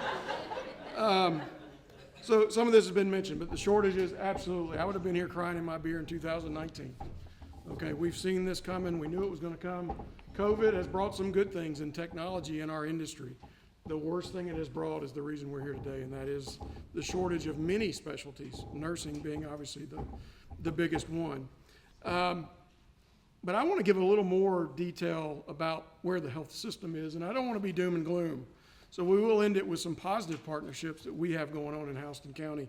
I want to give kudos to Central Georgia Technical College. I am also on the board member, probably the newest board member, still within a year. I know you guys do great work with your local health systems and your local industry. Central Georgia Tech is always there, and the answer is never no. The answer might be not exactly like that, but it's never no. So to Dr. Allen, your team, outstanding job, outstanding partnership, and you'll see some things we've been doing for over a decade in this space, and I'll share those with you today. But everything we're talking about, on the hospital side, you're starting to see operational access efficiency issues. Okay, I'll share very transparently with you in a minute where we are as Houston Healthcare. You know, we've got some fairly large systems, some of the largest in the state represented here today. They're fantastic systems. And maybe they're not struggling as much as we are in Houston County and some other rural communities, but I'll share with you where we are operationally in terms of access. So you know and you understand when we say there are challenges, we need you to help us. We need the pace to pick up. Maybe we can't contribute as much money to that effort or this effort. You need to know kind of where we're coming from. And then, you know, again, we've talked about it, the faculty and that kind of thing. And I actually see the reason for the faculty as a positive opportunity, and I'll get there in just a minute. So a little bit, this has been shared, you know, the growth that we have going on is not going to catch up with the demand. I saw something from the Bureau of Labor Statistics that says, bragging about 200,000, is this floor gonna fall on? Bragging about 200,000 nurses over the next decade. The unfortunate part is there's gonna be about 200,000 openings each year over the next decade. It's just not gonna catch up. The demographics was mentioned beautifully previously. You know, the aging population, the aging nurse, we knew that was coming. COVID just enhanced it. The job satisfaction, again, not to rehash that, but you've got hardworking nurses hanging in there in their communities for a certain rate that they've been making. They've committed to a community, committed to a health system, and in-flies somebody making 3 times as much. And we're actually having to ask that hardworking nurse to train the agency nurse. That's a new phenomenon, and try to retain that individual. It's impossible. So we're seeing that. And again, the nursing enrollment faculty, those are nationwide. That is not, I'm not here to say that's on TCSG. That is nationwide contributing factor to where we are. It's just a fact. So this is what I was talking about, Houston Healthcare. We sit here today with 32 beds closed. We are 279 at Houston Healthcare in Warner Robins, 39 beds at Perry Hospital. We're a 2-hospital system. We have 32 beds closed, 6 critical care. We have frequent delays in the ED, and we have discharge difficulty at times, and we've not talked about this. Everything we're talking about in the hospital, your nursing homes are feeling it, your assisted livings are feeling it, your rehab hospitals are feeling it. So a lot of times we'll have a patient locked and loaded, ready to go. Finances are in order, even the insurance company. I hope there's no insurance guys in the room. Even those guys will be on board. And there's no nurse at the nursing home. There's no nurse at the rehab facility. And so you have to stay at the hospital. And you got to start that process all over. So it's very inefficient. So we stand here today, our latest, we got about 58 agency FTEs, 67 vacancies. Now that's not to say, oh, we only need 9 more. We've got 58 agencies that we want to replace with our nurses. And we still have 67 vacancies. So we're talking, and these change every day, just like every hospital, 100, 120, whatever, pick a number in that range. That's where we are. That's where we are. And I would venture to say in any community in the state of Georgia, this is going on. I've been quoted as saying, you go into your favorite restaurant on a Friday night, and it's one thing if your table's a little delayed or your food's a little delayed because you don't have servers. We can all tolerate that. This is going on in every community in Georgia. Your ER care is delayed. Your inpatient care is delayed. Your transfer out is delayed because of everything we've already covered. Again, this has been mentioned. This is actually, I would point this out to you. This will be distributed. This is hot off the presses. The Georgia Hospital Association, some of y'all may have had access to this. Georgia Hospital Association just chartered Kaufman Hall, who's a well-respected consultant in healthcare, to do a study of Georgia hospitals on everything we're talking about here, plus that other strong up the middle stuff I was talking about. But you can see, 4.2 billion contract labor costs compared to 2019. Those are the hard numbers in Georgia. 21% of the wage expense is contract labor compared to 7% pre-pandemic. The dependence on contracts, just another way of sort of slicing it up. But you can see the tremendous increase, again, in agency dollars to the hospital. Just another way of looking at it, 6% of our hours, that may not sound like much. Tremendous cost. And there's the 21% again, that's the percent of contract labor. I think this is the opportunity, and my brethren over at Central Georgia Tech shared some data here. So these are actual numbers from the cohort, and I think this is the opportunity. So group 1 accepted, 3.89. You can see the T score.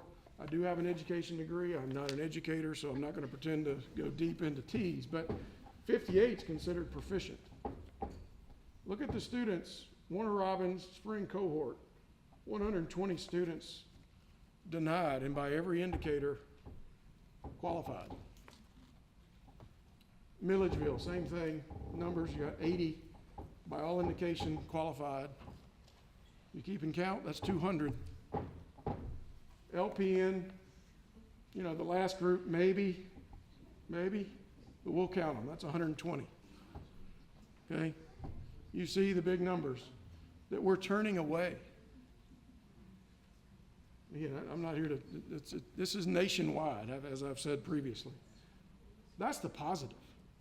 And the video from Northeast Georgia, that was wonderful. Yeah. What I heard, I wanted to do something else. I had something in my life that I had to change, doing what I was doing. There are people in our communities today that want to do what we're doing. We've got to create the platform to allow them to get the skills to do what we're doing. And so I see this as a positive. There were some other standards, just as a comparison to kind of show the folks we're turning away would qualify in most any system. These are more of the university type standards. But you can see the people we're turning away would also qualify at the university system. So the talent is there. The talent is raising their hand saying, let me be part of the solution. We've got to find a way to get them in the system. We do a lot of things that have already been mentioned. You know, we also have got the faculty shared thing with Central Georgia Tech, to where we took clinical coordinators, not your traditional bedside nurse, and pulled them off the job 1 day a week and put them in this relationship with Central Georgia Tech. The mechanics are very similar to what was mentioned previously, and we're trying to enhance additional cohorts to come through the hospital system for that exposure. We work with all the systems around us. You know, and again, not just nursing, respiratory, pharmacy, therapy, we're in them all. So some of the positives that we're doing in Houston County. This is the latest one, Teacher Externship Day. We did this with the Houston County Board of Education, where we had all the counselors. They divvied up into different cohorts and went to all the industry in Houston County. Healthcare was one of them, and then we finished up the day with a panel similar to this so that we could answer their questions of what those high school students needed to think about, or questions they needed to ask to get into healthcare. It was very successful, and I look forward to doing that every year going forward. These other partners I'll share with you a little bit. So, More Than Scrubs, we did this. If I'm being honest, Northeast Georgia, thanks for the idea. We get together with these partners in Houston County. We bring in 150 to 200 Career Academy students that have proven through testing to have the aptitude and the interest in health science careers. And it's our team in Houston Healthcare. We've got nursing leadership, we have IT leadership, engineering, all the skills that we know in healthcare. And they're up there talking about their career path and the things that they did to get where they are. And as I tell the students, one, if this turns you on to health sciences, home run. But if it also tells you maybe health science isn't for you and it sends you somewhere else, home run, okay? It's getting young people in front of successful people that can tell you how to get here. And it's proven. We got a little delay with COVID, but I think we've had 4 of them. Here's the other big partnership, Trinity Medical School. In 2019, right before COVID, Trinity Medical School is a Georgia-based company. Their main campus is in St. Vincent's and the Grenadines, and their 3rd and 4th year training is done in Houston County. We did this deal in 2019. The number of Trinity residents in Middle Georgia residencies, that would be Piedmont Macon, that would be Atrium Navicent and our hospital. Close to 30 residents now in Middle Georgia studying various levels of physician care. Tremendous for our community. What we didn't see, but what has also turned into a tremendous benefit, is the partner with Central Georgia Technical College, where they now have in their Sonny Watson Health Sciences building, which, as I mentioned earlier, 10 years ago, Dr. Allen, we donated some land and state-of-the-art sim labs, everything you would think of. If we could have staffed it during COVID, the Sonny Watson Health Science building could have treated patients. It's that sophisticated. So now we have medical students and nursing students side by side in the simulation labs at Central Georgia Technical College learning together. That is tremendous. And we also got to go to St. Vincent's and the Grenadines. Central Georgia Technical College offered in January I keep wanting to say medical mission. There was a mission level to this, but really a study abroad for Central Georgia Technical students. We took dental hygienists, we took nursing, we took EMT paramedics, and they really got exposed to a different healthcare delivery system so that they knew how blessed we truly are. We're sitting here belly aching about it, but we are very blessed. And so that was a tremendous trip, even though we got delayed coming home. And then this is sort of the crown jewel currently today. We wanted to attract health science students at a higher rate to already a very successful Central Georgia Technical College campus. So Austin Healthcare, as I mentioned, we donated land for the Sonny Watson building. We also have land around it, and we were able to do a ground lease, generational ground lease with a developer in town that these are open now. The first phase is open for state-of-the-art dormitories for both CGTC students and Trinity Medical students. So we've really got a corridor there. I wish I'd had a map like one of the first presenters, up and down Cohen Walker, where truly elementary school, high school, technical school, medical school, there will be a day very soon.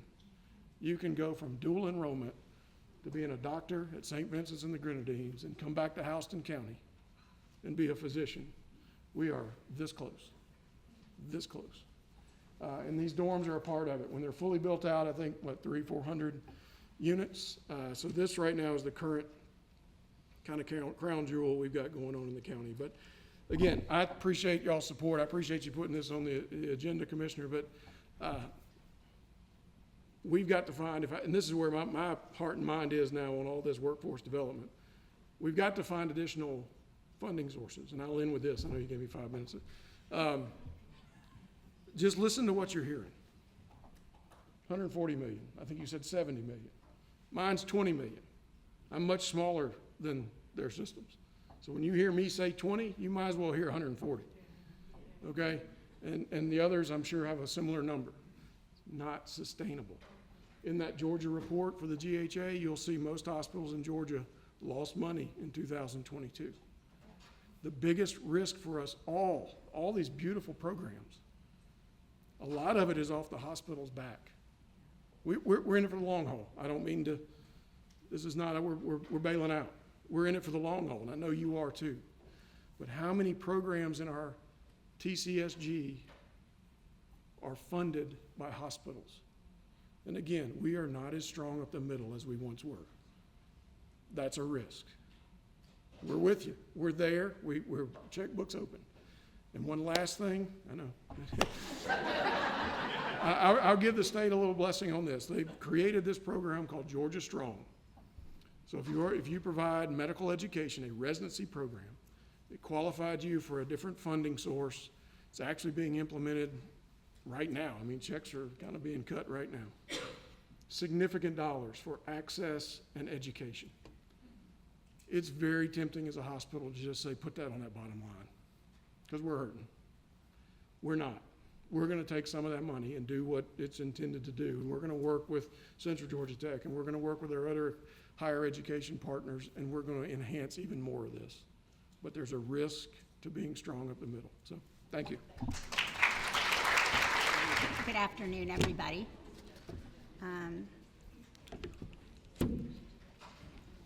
I'm one of those technically challenged people, if you haven't noticed. I'm Susan Grant. I am the Executive Vice President and Chief Experience Officer in the newly appointed Chief Nurse Executive at Wellstar Health System here in the Atlanta area. And I'm joined here today by my predecessor, Jill Caseworth, who has been an amazing force to be reckoned with at Wellstar and has contributed greatly and has been instrumental in a lot of the things I'm going to talk about this afternoon. So let me tell you a little bit first about Wellstar. We are a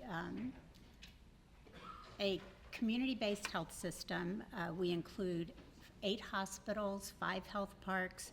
We provide the full continuum of care across the spectrum. We're in a pretty broad geography here in Georgia, as north as Cherokee County and as south as Spalding County. And last year, 1 in 6 Georgians actually received care from Wellstar. So we are very invested in this work, as you can probably imagine, because we not only see it as part of Wellstar's work, but it's really about the health of our fellow citizens in Georgia. So in nursing in particular, we have approximately 7,000 nurses. 5,700 of those are clinical bedside nurses, and that includes RNs and LPNs. And we have approximately 830 nurse leaders. You see our advanced practice RNs, which seems to be growing and growing as we work to improve access across our system.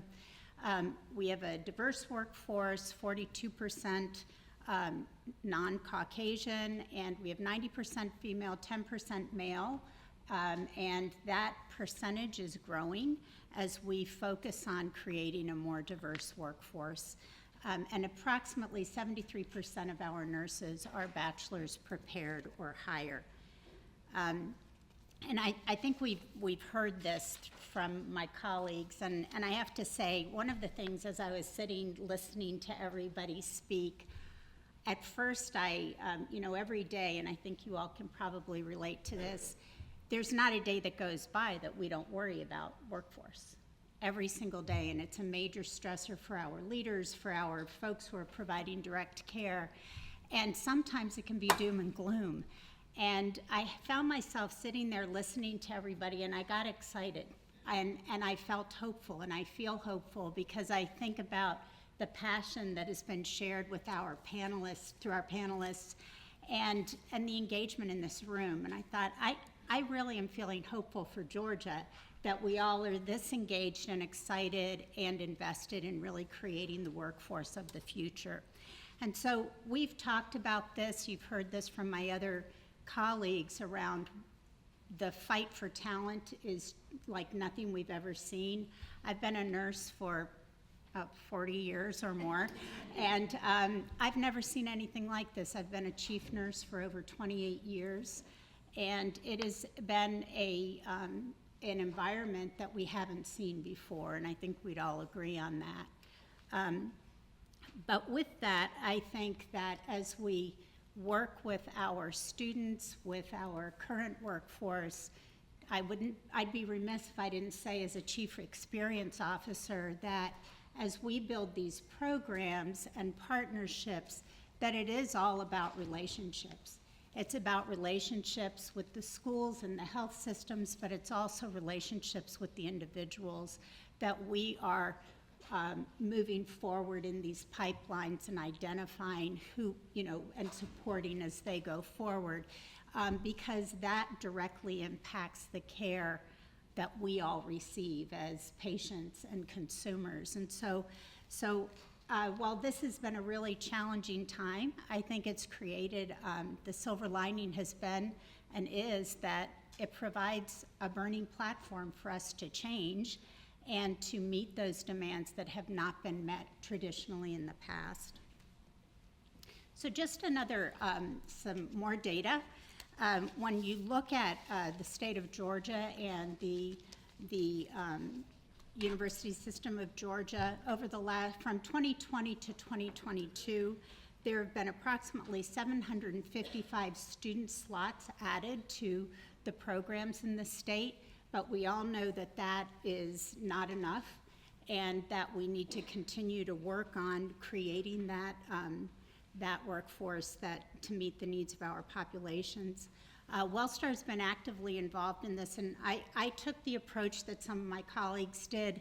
We have a number of different programs that are in place at Wellstar, but I'm really focusing on those innovative programs that are new to us and that are not our traditional programs. So we have actually partnered and invested in Kennesaw State and Mercer and a number of different schools to provide those faculty partnerships and to improve and increase the number of slots in the schools of nursing. But our framework going forward has changed pretty significantly. We were fortunate in the past for people to come to us and to be able to really leverage that. But now our framework as we go forward is really focusing, as we've heard from some of our colleagues, on the high school pathways and creating those pathways for students and identifying those students early on in high school and building those academic partnerships with our technical colleges, universities, et cetera, including business, state, and county partnerships that we have been able to partner on, receive grants together to support the funding of students not only being in school but being able to work, as we heard earlier, while they're progressing through school and making that experience easier, like we heard in the North Georgia example. And so ultimately, creating these career pathways going forward. So the philosophy that we are approaching this with is not only to address the challenges that we have with provider and nurse shortages, but really being deliberate and intentional around addressing health disparities as we go forward and the lack of access to career opportunities with individuals who traditionally may not have had the opportunity to progress in our traditional educational system. So we really envision this as that all children are empowered to explore career possibilities from an early age. We are not in elementary schools yet, but that is a focus of ours, of really connecting with students at a very early age to help them see that path and vision for themselves of what's possible for them. Really providing people of diverse backgrounds proactively those accessible on-ramps into career advancement in healthcare and beyond, and really creating a workforce that is reflective of the patient population we serve going forward. So these are some of our academic partnerships with the technical schools as well as colleges and universities. We have established new scholarships and paid internships for opportunities for a diverse workforce. We, as I said, are really looking at our high schools, 11th, 12th grades in particular, and then really focusing in particular on the historically Black colleges and universities and academic institutions, and creating certification programs as a starting point for entry level and then going forward from there. And then also, and heard some comments about this, creating different clinical campuses with pipelines to residencies and really supporting that transition to practice from high school into these roles.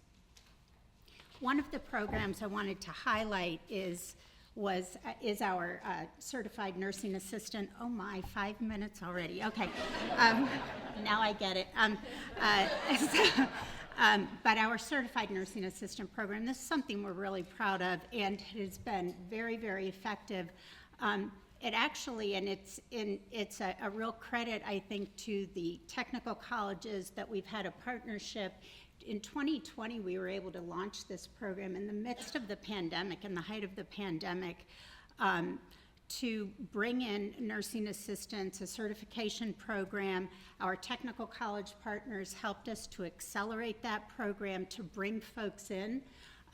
We started with the audience of our food and nutrition staff, our dietary staff, our environmental services staff, different departments that we did not typically look to or really focus on directly to say, how do we help you progress in your career and what you're seeing yourself doing?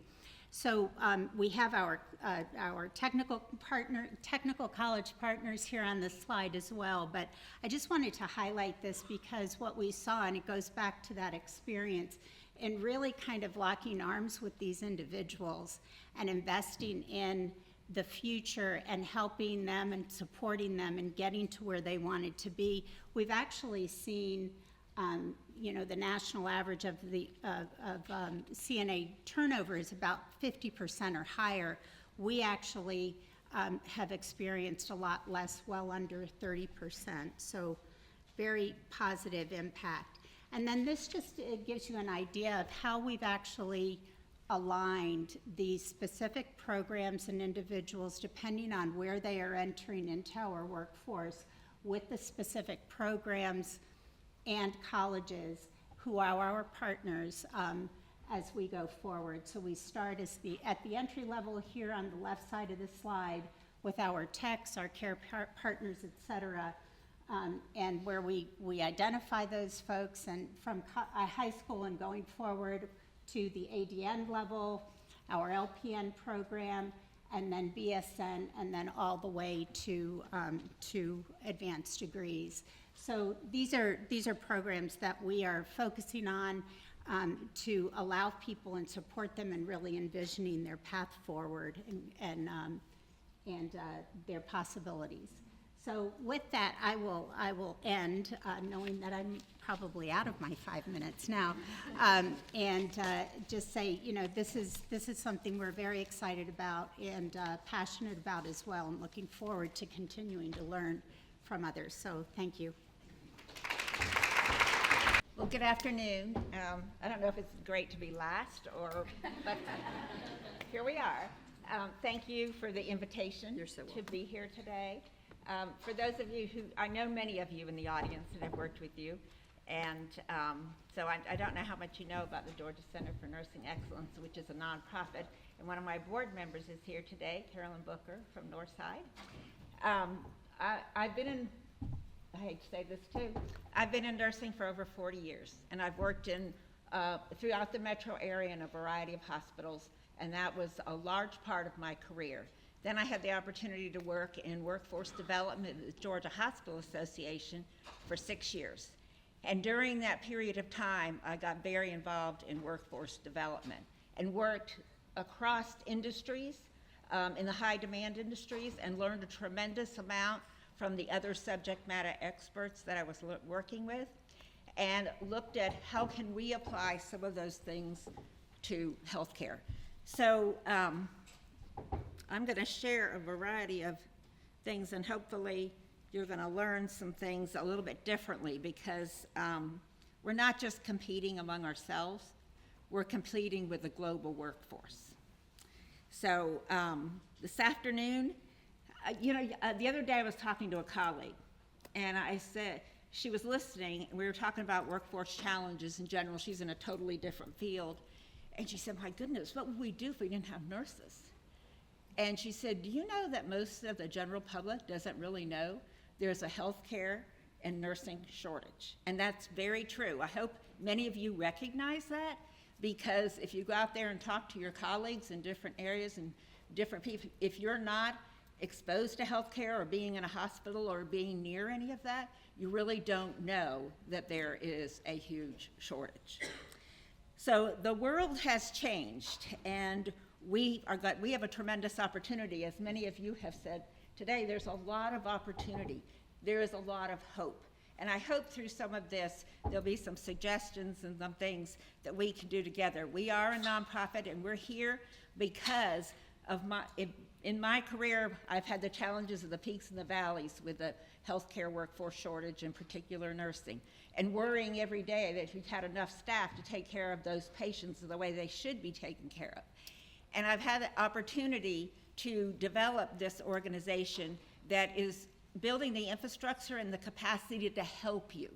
It is, we are an organization, we do a variety of different things. Part of it is collecting data and sharing that, and I'll share a little bit of that, of what we do with you. But we are here to help and walk alongside with you and to partner in what you're doing to fill the gaps. We don't want to duplicate what anybody else is doing, but we are here to work with you.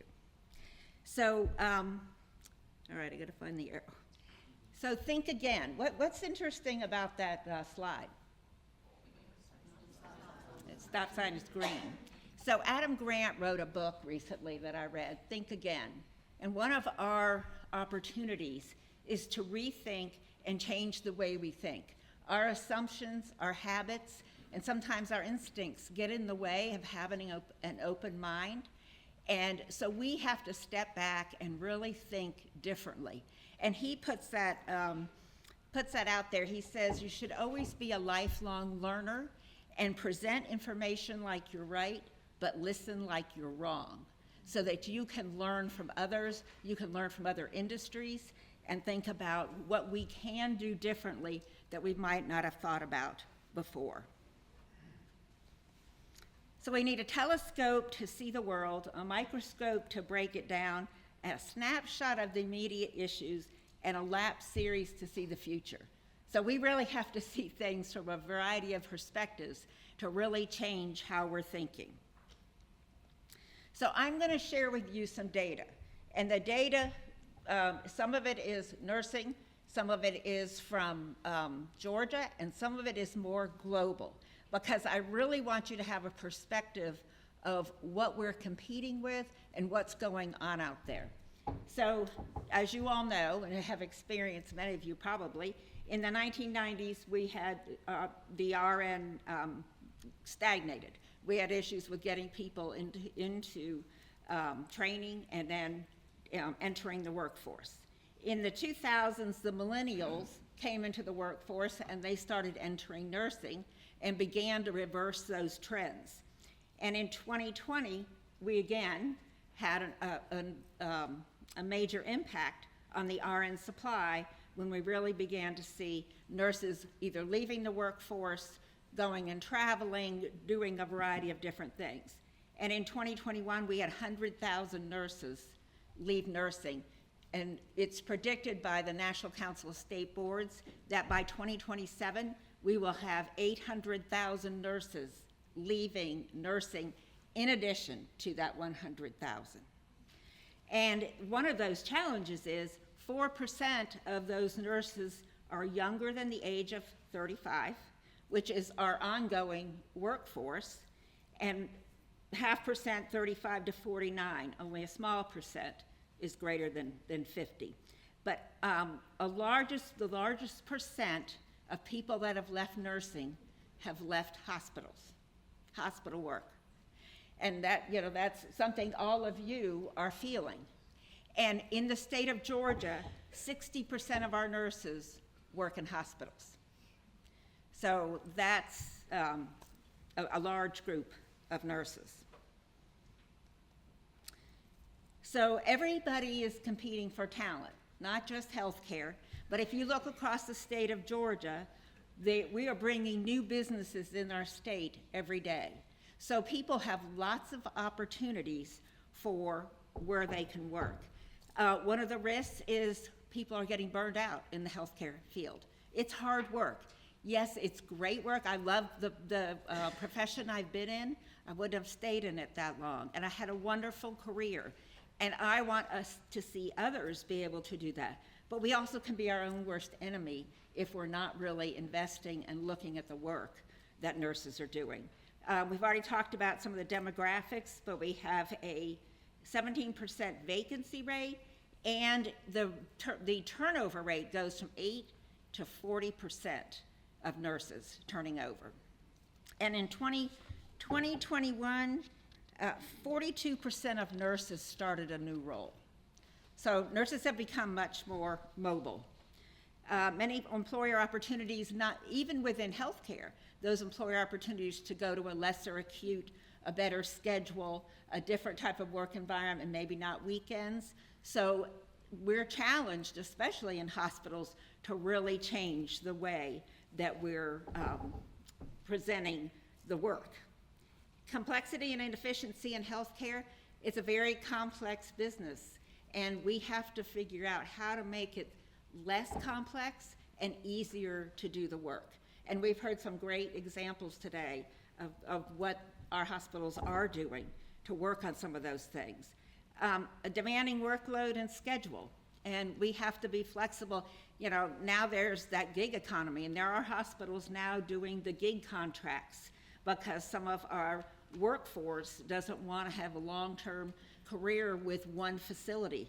They want it to be 3 months at a time or whatever that might be. So they want flexibility beyond just the hours and the scheduling. They want to also be able to do, and say you're a full-time nurse and you're working at the bedside, they want the opportunity to maybe work 4 days and then work as a clinical instructor, or work in a virtual nurse setting where you're behind the scenes and then virtual nurse at times versus the nurse at the bedside. They want that flexibility, which can also address some of the burnout of being at the bedside in a high acuity setting. And then I do a lot of research on what's out there, what other places are doing in other states, and I listen to webinars, and it was a group of CEOs from different hospitals across the country. And they said one of the things that we've done typically in healthcare was when we're having challenges with our bottom line, we cut back on education and we cut back on the workforce. And we have to think about that because there is an investment. And you know, for each percent, many of you probably know this, for each percent of increase of turnover, it costs a hospital $368,000 in turnover. And a nurse these days, the average right now is about $52,000 every time you turn over a nurse. So that can get very expensive. So you've got to think about your investment with your bottom line and how do you turn over some of those other types of numbers with turnover and vacancy so that you can retain some of the staff that you already have. So I'm going to give you some statistics that came out of the Georgia Chamber Red Book and talking about some of the overall things that are happening in the workforce because we're competing for that talent. So yes, our economy is very strong. Our unemployment rate is good. We are the #1 place to do business 9 years in a row. So we are bringing businesses here. But one of the things I say to them is, you need a thriving workforce, and nurses are essential to contributing to the health and well-being of the people across Georgia. There's over 137,000 jobs being created, so people have choices. There's 400,000 job openings predicted in the next decade, and we have a labor participation problem. There are 3 jobs for every person who's looking for a job. So choice is great. And I'm going to give you some other statistics that impact that. Healthcare is in crisis. Right now in Georgia, we need 28,000 nurses to fill the healthcare positions. Obviously, you've heard about faculty and the 8.8% shortage of faculty, which is another challenge. We have stalled immigration. You just probably read about the green cards and the challenge with bringing in more nurses that are foreign nurses, which many hospitals have relied on, and that's posing a challenge. We have 3.2 million Georgians that are 18 to 65 years old that are not working that could work, and there's a variety of reasons for that. So there's 3.4 million Georgians that have a record, and what that means is if they're going to work in healthcare, they go back, get a background check, and it knocks them out. I've worked this year with the Georgia Justice Project, which is an organization of attorneys who are addressing occupational license reform. And you all may say, my goodness, all felonies are not rape, violence, murder, those kinds of things. There are people who have things on their record who deserve a chance to work in healthcare. We got many things through the legislature, but, and I mainly testify to inform, but I support that going down there because one, it can help the individuals who are already in the profession, and two, it can bring more people into our workforce who want to be in healthcare and who deserve a second chance. So that overlap between the 3.2 million and 3.4 million, there's probably some overlap in those individuals. Mostly men are not returning to work, and the reasons that were identified were addiction issues, video games, and pride, because they don't have the skills to do the job. Not having enough babies. Okay, so not having enough babies so we can have more high school students and have more people coming into the workforce. Increased retirements, the population is aging, and quits are an elevated rate. You all know some of that. So what is important to the workforce? One of the things is people first. One of the things in taking care of our staff, they want to be recognized, they want career advancement. You know, I was looking at the reasons why and the ages, and they said people who are quitting and people who are entering the workforce, really it's very similar what they're looking for, and it's compensation, career development and advancement, caring leadership, flexibility, and meaningful work. And when you look at the Gen Zers, it differentiates when you think about why you're staying. And one of the things with them, compensation doesn't stay at the top. What they really are looking for are more career advancement and development and reliable coworkers and a safe place to work with flexibility. So it changes a little bit as far as what they're looking for. Keep the work humanized. Sometimes we go to the extreme with technology and the things that people want to do and when they're working at the bedside, we go to the extreme, which makes it even more difficult instead of less difficult to have that human touch. When we deconstruct jobs and really look at whether we're talking about doing a different model of care, we need to involve, obviously, the people at the bedside and really get them engaged and involved in that. Many of them want transparent communication, and I think that came up a lot through the pandemic. Being open and curious to reimagine what can be done and have risks and have courage and take risks so we can also increase the confidence and the trust, not only in healthcare for the people who are accessing healthcare, but also the nurses and the healthcare workers so that they have more loyalty and trust in the workplace. And I think what you all are doing by using the career pathways, you're engaging them in being more loyal because you're investing in them. And you have a pipeline you're able to retain. Common goals, I think we've talked about a good bit of that. Best care for patients, highest level of practice for each provider, bringing joy back into the workforce, increasing access to care, which some of you in Houston Medical Center, you were talking about access. Resource patient care correctly. If you're cutting back on workforce and you've got great workers already there and you're working them very hard, you're probably going to lose some more of the ones that you're trying to retain. Leverage technology to enable caregivers, and that has to do with the electronic medical record. There's a lot being discussed about how that has taken more time and not made it more efficient, and how do we figure out how to balance that. As they say with entrepreneurs and all, we need to engage disruption, fail fast, learn, and start something new. So I'm trying to talk really fast. So I'm going to give you some Georgia data, a little bit, but a lot of it, there's some interactive workforce dashboard on our website that you can go and see. And I'm giving you an example of Metro, but there's 6 regions we've divided the state up into. So nationally, you can see there's 86% women, Georgia has 86% women in the nursing workforce. In Metro, it's 87%. And then you can see what it is with men.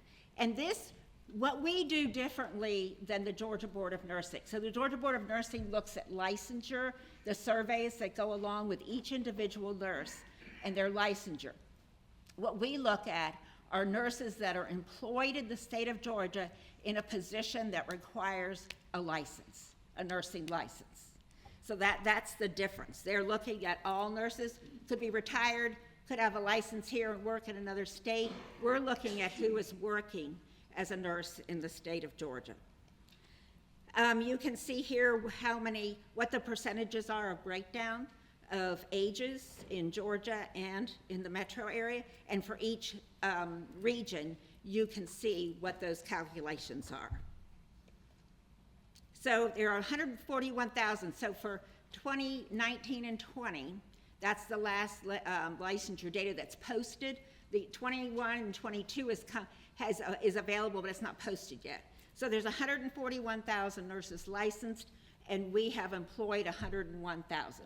So there's a cadre of nurses in there that are not working for a variety of reasons, like I stated. And then postings. One of the things we look at across the state is what are the jobs posted for RNs and LPNs. So for 2022, across our state, there are 89,000 postings for RNs and LPNs. Whether it's a health system, a long-term care facility, and insurance agency, if it required a licensed nurse, those are the postings that were there. And then in Metro, you can see for 2022 was 33,000, and then by the quarter. Okay. I know she's standing right on my side. I'm trying to see if there was, you all have talked about a lot of the opportunities to consider. I think one of the things that you are describing was something I think we need to look at are true apprenticeships, because there's an opportunity for the student and for the employer to benefit from doing and you're pretty much doing that, but there's some rules that have to be changed in order to look at true apprenticeships. But that is an opportunity for us to consider. What can we do together quickly? We've got to share the good stories. It's not, oh my gosh, the ceiling's falling in. But if you hear a lot of the things that are being put out there, there's so many of the oh my goodness stories where each of us need to be telling the good stories of why you want to come into the profession. Raise public awareness, because many of them are not aware of some of the things that are happening. Promote the nursing profession wherever you can, and be willing to leverage your resources, your experience and expertise, just like you all have talked about in the ecosystem. How do we do that with each other? And how do we get beyond working in our silos and begin to have more and more of those partnerships where something good is happening in one part of the state and it can be replicated in another. Have an open mind to really see things differently. I won't go into everything that we do. You'll see it on the slides, but we are here to serve. We do a good bit of data, presentations, and so forth. We are conveners. We convene, and we are having a summit, a workforce summit in September, and a benefit gala to support the organization September 14th at the Atlanta History Center. So we do strategies for change, and we're policy informers. So we would love to partner with you, and I'm trying to, okay. All right, my last thing is, all right, I don't know if it's good to go back. So this is something we've come up with that I would hope all of you would agree. We want Georgia to be the state where nurses feel cared for and cared about, where they can practice at the top of their license. They are recognized and appreciated for their meaningful work, participate in decisions at their workplace. Innovation is part of our culture, and people can see that, and the collective effort of all of us can help move this profession forward. Thank you.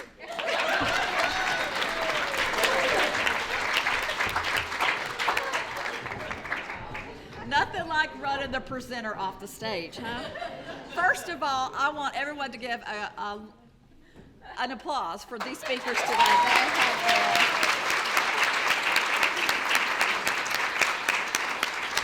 I don't know what y'all were expecting, but in my opinion, they've gone above and beyond what I have asked them to present today.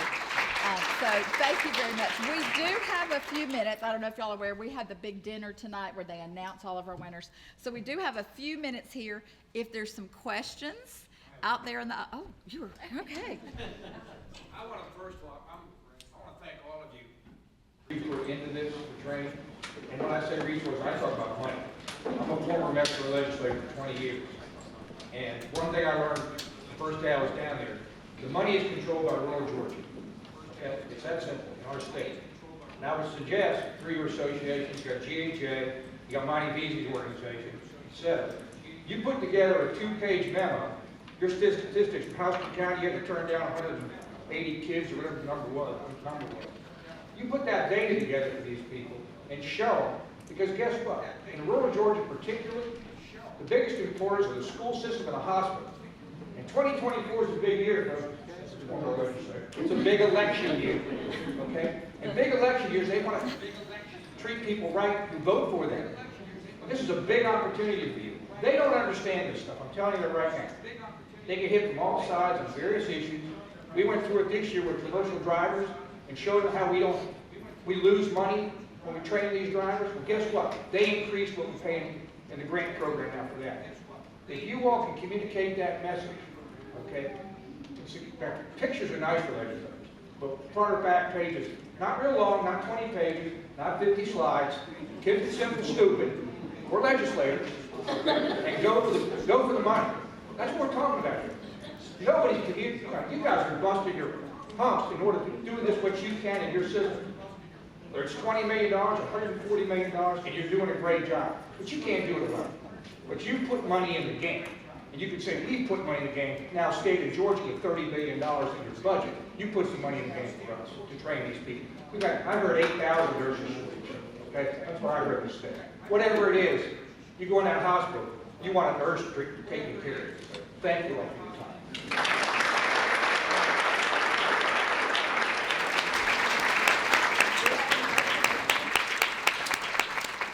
Do we have any educational questions? Yes. I have a daughter who is a nurse, works at Gallup, and it's good to see board members here. And Carolyn, you're here as well, so thank you for coming. And she's going to get her doctorate degree. Well, to get your doctorate degree is 3 years, about $80,000. And when you're working full-time and you're raising a family, it's a big hurdle that we're asking these nurses to jump over.